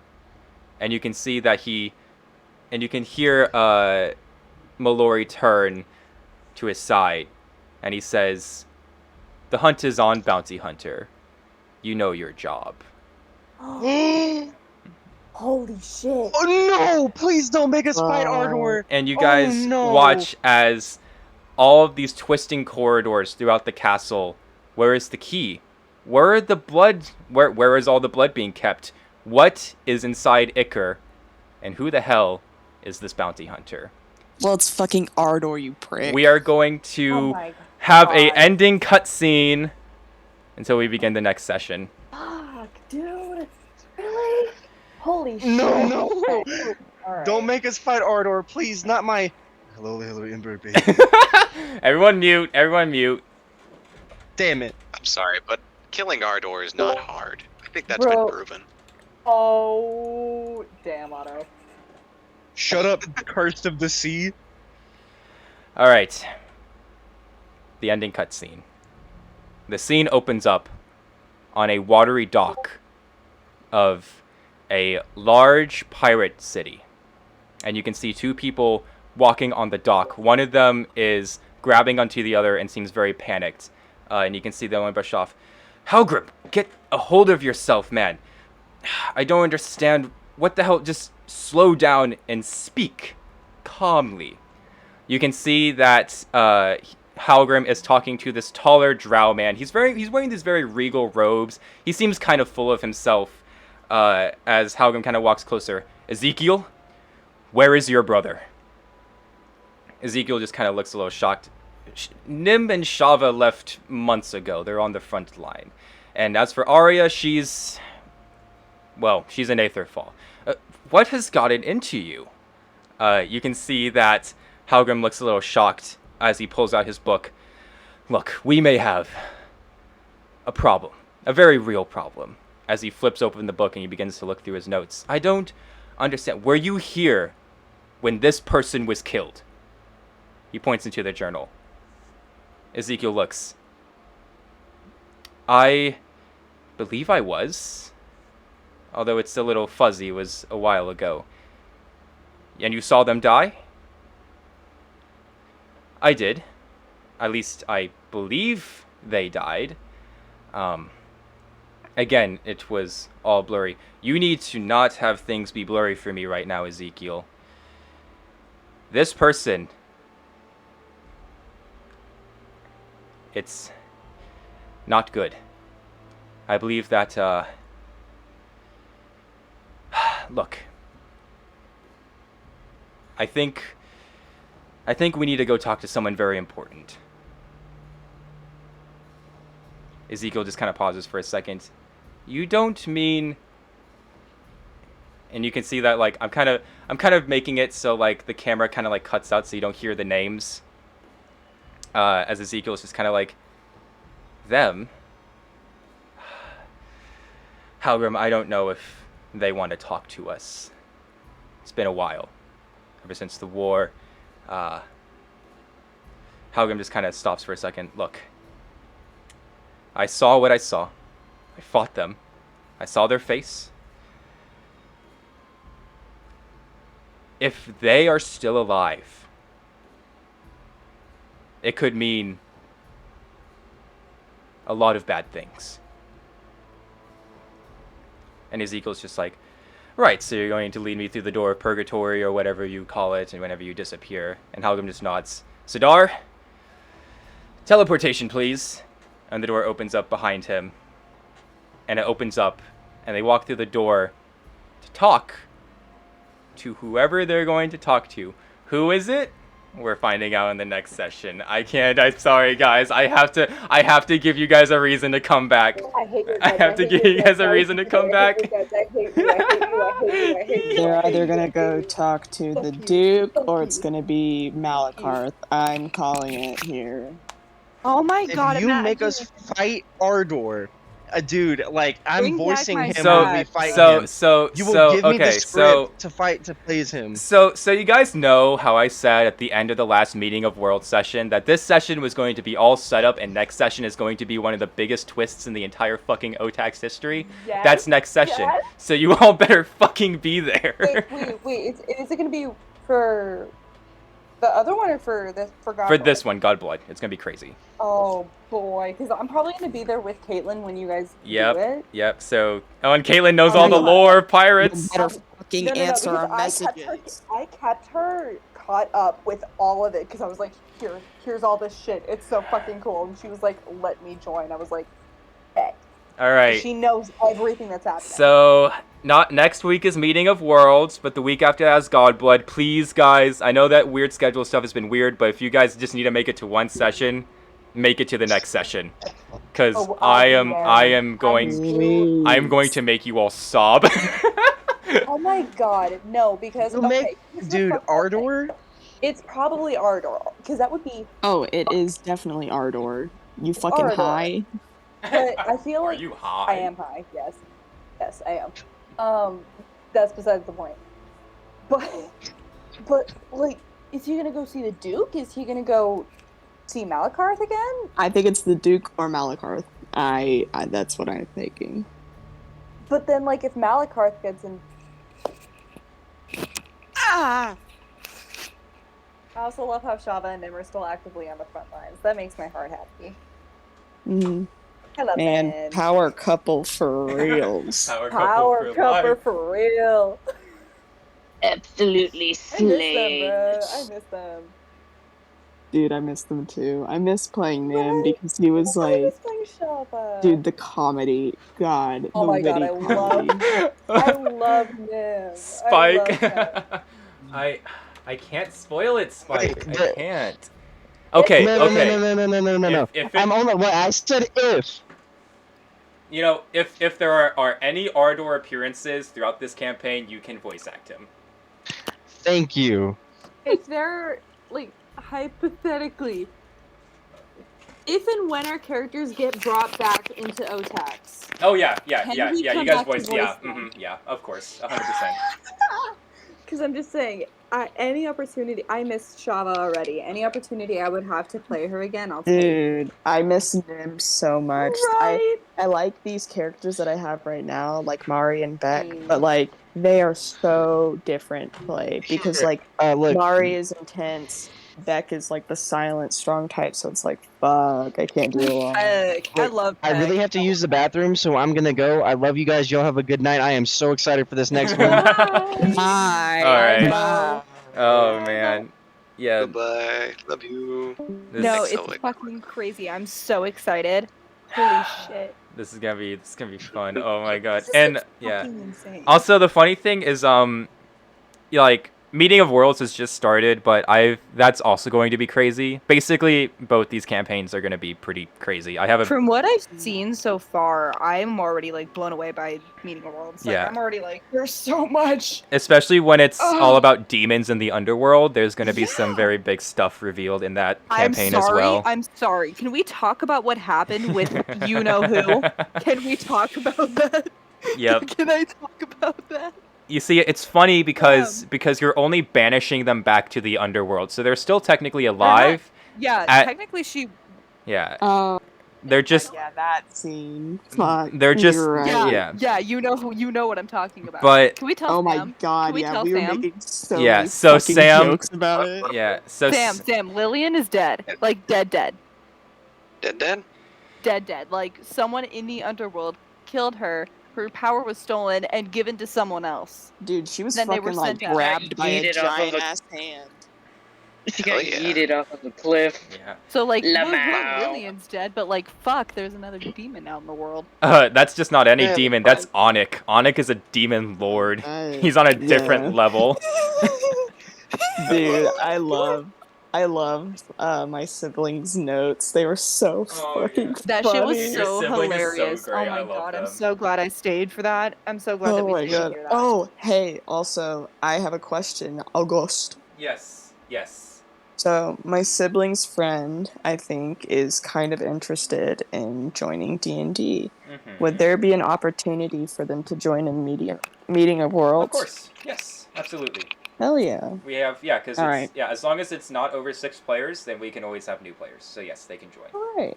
I'll definitely let them know. Sick. Oh my god, dude. It's so funny because, like, I'm gonna be real, I get, like, very nervous and, like, a little anxious whenever I'm about to DM, and I'm like, I don't want to do it because I'm scared. But then I do it, and I'm like, fuck, bro, it's always so good. I mean, we always have a good time. you're Like, we so always have a right. good time. We write a fucking amazing story together that has the fucking most amazing backbone. Yeah. Like, oh no, he's hot. oh no, he's hot. Yeah, okay, yeah, next... Yeah, Meeting of Worlds and Godblood. Yeah, this is like, and then we have 2 more campaigns, and then we have the big final fight. It's crazy. I'm doing so much. It's late. Question. Yes. Question. So, in the final fight, do we get to pick who we play? Yep. You pick which character Yes. you want to play. I'm bringing Shaba back, baby. Nim all the way. Oh my I god! think- because think- no, imagine Yeah. too, like if we played them again and them fighting together, like beside each other again. Yeah. Oof. It's definitely going to be like, so you'll pick which character you want to roll. It's like, depending on how many players I have by that point, which may be like close to 20, that's definitely not going to be able. I can't just have everyone unmuted in a Discord call because we're never going to get everything done. Yeah, definitely. So like the way that I'm going to do it is I'm going to text all my players and I'm going to be like, here's the best day. Show up if you can. If you can't, I'm sorry, but like it's literally like it's like a World of Warcraft event. I will take the day off. I Yeah. will call in sick. I'm showing Yeah. up. For It's this. like the World of Warcraft raid where it's like you just have to show up to do it. But it's basically just gonna be like I DM all of you. You all give me a number between like 1 and 20, and then it's literally just going to be like I server mute all of you, and then when it's your turn, I unmute you. Or if you're wanting to talk to someone, I unmute both of you. I think that's just going to be the best way to do it, because if I have like close to 20 players in one call, it's going to be absolute hell to try and manage everyone. Yeah. Oh yeah, of course. I feel like what would make sense is like how you do it when you have a split up in groups, essentially. So Yep. we would all just be muted, and whoever you want to be interacting or fighting together, if Yep. there's certain people around each other, like Yeah, do for it sure. that way. Yeah, and it'll be really fun. And I think what I'm gonna do is you all pick the character you want to play, but I'll just like have the other characters there in the background, and I'll roleplay all of them. Yeah, because we have 2 more campaigns. I know some of my friends in real life want to do a campaign, so I may start something with them. So they'll all be joining, and yeah, Please record it so we can watch. Yeah, it'll be fun. Yeah, it's gonna be fun because these are new people that don't know any of the stories, so they're just gonna be like thrown into it. So it'll be fun to see. You're gonna be like, who the fuck are these people? Yeah, they're gonna be like, who the fuck's Malakarth? Seems like a nerd. What the hell is Leave it? my dad alone. All right, good night, Sam. Good night. But yeah, it's They'd be like, "What the hell is a Nim and Shava?" what's a Nim and Shava? What's a Nim and Shava, and why is there so much smut written about them? Why does everybody want them to fuck so bad? What is the? Oh, I have a question. Yeah. So Godblood. So how much in the future is Godblood set? A year. Does Nim and Shava have a baby? Yes, technically the baby would be born. Meeting of Worlds and Godblood both take their. So here's the thing: Meeting of Worlds and Godblood are happening at the exact same time. They're happening at the exact same time. So whatever. So this is just happening in different parts of Otax. Yeah. So literally, while you guys are in this castle trapped by Mallory, the Meeting of Worlds party is in Fenrir. So Dude, yeah. We literally were standing in front of like all of the dragon fangs. Like, lol. Yep. And now Mallory is here. So yeah, they're both set in the exact same time. Would Shava and Nim have a kid with with everything happening with the war? I mean, I'm sure. You know what? You know what? I wouldn't be surprised if Nim was like, "Hey, Thana, love your mom, but like, I need to go fight some fucking Valtarians. Can you watch my baby for a little bit? Can you babysit for me?" Oh my gosh! Wait, Malakarth and Thana babysit Nim and Shava's kid. oh my god, the best co-grandparenting. Hypothetically, if they have a kid, like, they could always just take the kid to Thana and be like, hey, when we need to go, like, help with the war and shit, like, please watch our child. Yeah. Mm-hmm. Like, godmom for this. So good. Alright, wait, who's the firstborn? Who's the firstborn? Cyrus. Cyrus? That. Cyrus. Okay. Wait, are they twins? Or is there just one kid? What? I thought It's just one kid. Oh, it's just one kid. Okay, you said firstborn, and I was like, wait, what? Is there multiple kids? They're gonna have multiple. They're gonna have babies. multiple kids. They're like gone. at once, especially once they the war is over and they can actually settle down. They're gonna have a family. Oh yeah. Boomers be like. Oh my god! Wait. No.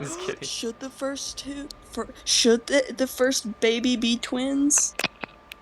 Do I want to put Shava through that with everything else that's happening? Yes. The fuck?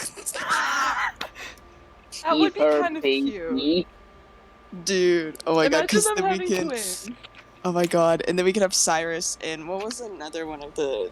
I forget. I think I have it saved. You made a board on Pinterest, I think. Oh, I think I deleted it. Wait, so is your kid's first name Cyrus? Yeah. Cyrus. One of the kids we decided was Cyrus. Hold on, I think I have it saved in our.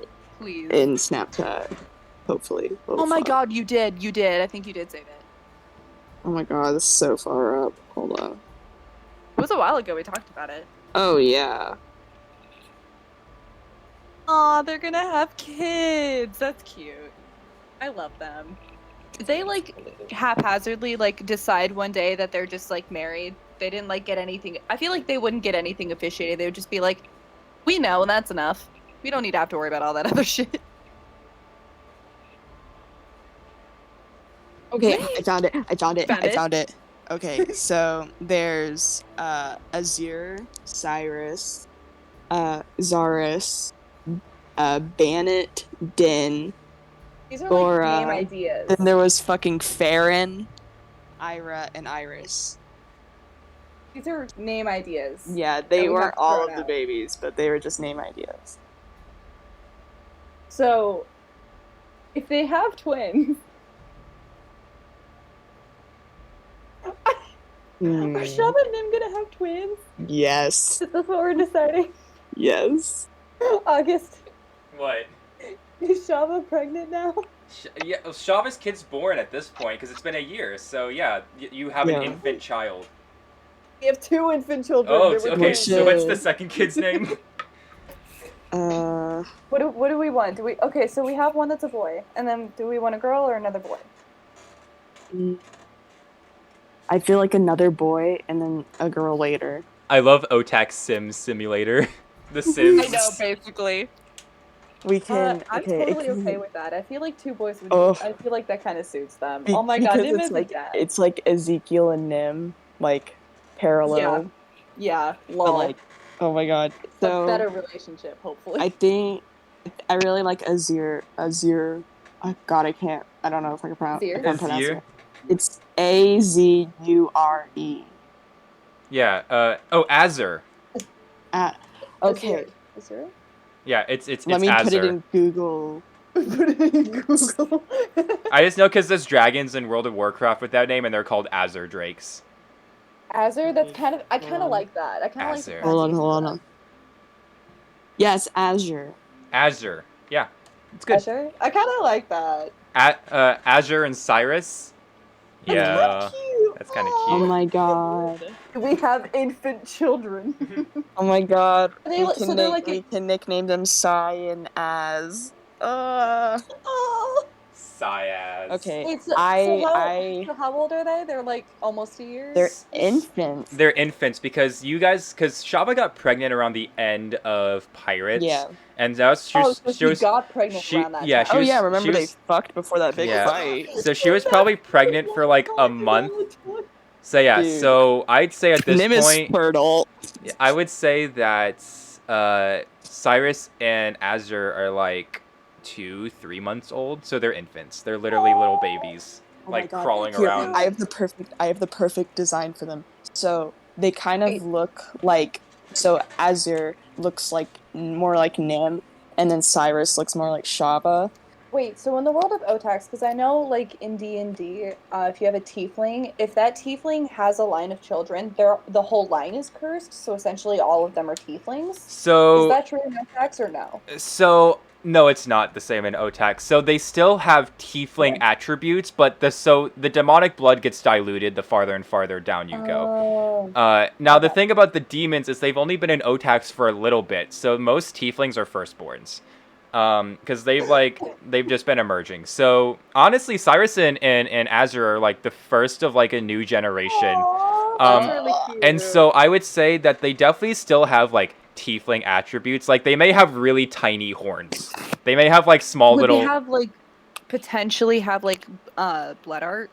They would maybe have it. I'd say that the farther and farther you go down the line, the weaker and weaker it gets, because the more and more your demonic blood is diluted. So they would still probably be able to do Shava's rage, but just to a lesser extent and won't be as powerful as her, because they have less demon blood in them. But they probably but they would probably have like tiny versions of her horns. Like obviously they wouldn't get as big as her even at full grown like adults, but they would still have her horns, but like tinier. They'd probably have like maybe her skin tone. Maybe one of them would have her eye color, but yeah, how I imagine it is one has like the paler skin with like the dark hair, but then it has Nim's eyes, and then the other one has Nim's skin color and the white hair with the Shava's eyes.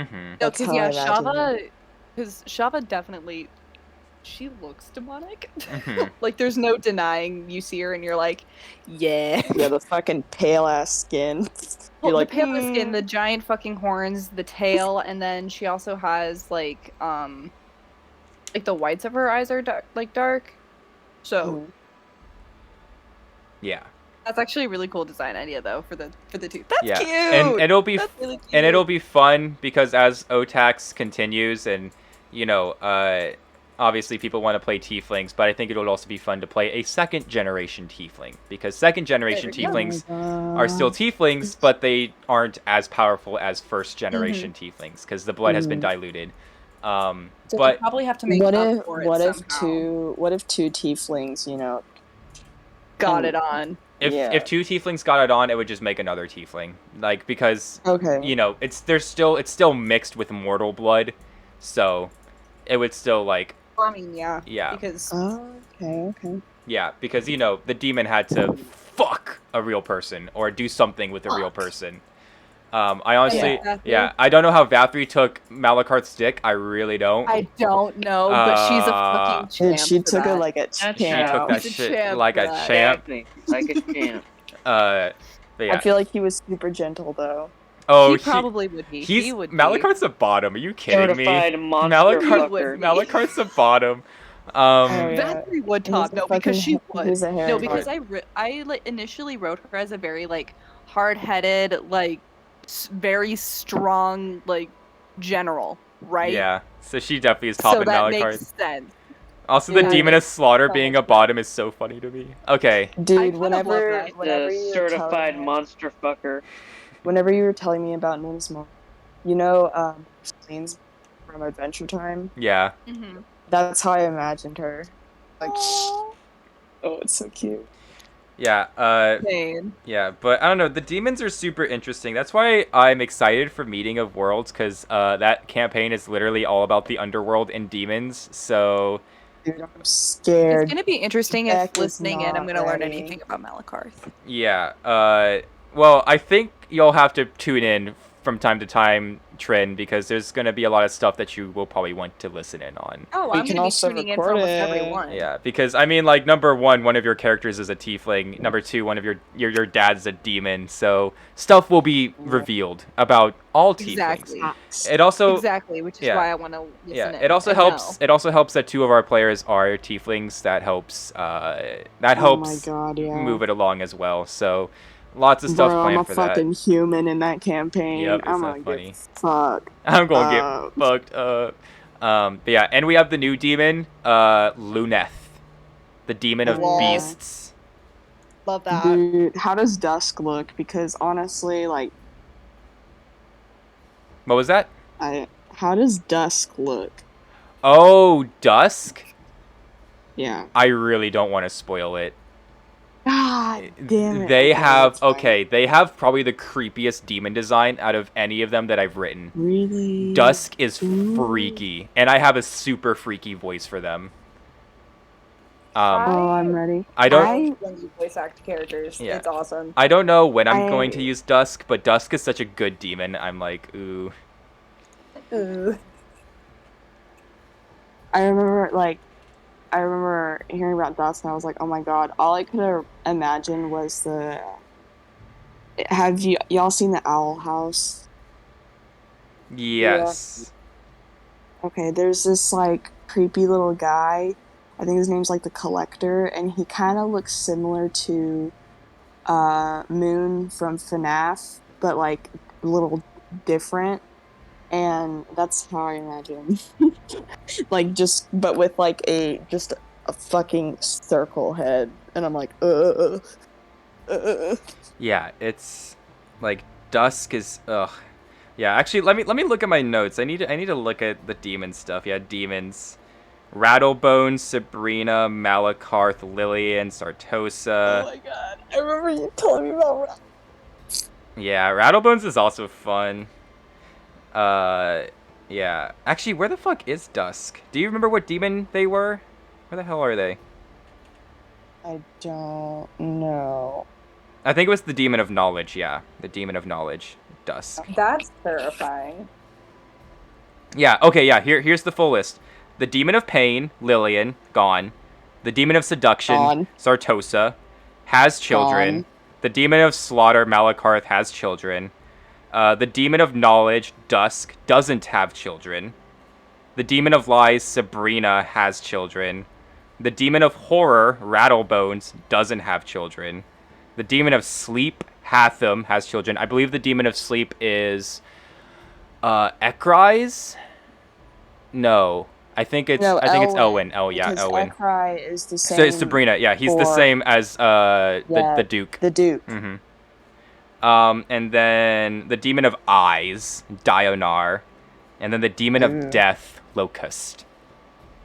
Exciting. Oh, I clock out because it's already 2 Yeah, a.m. I'm also gonna clock out. I love you guys. I have a question. Yeah. I have a question first. Yeah. So for Meeting of Worlds and Godblood, do we need a level up?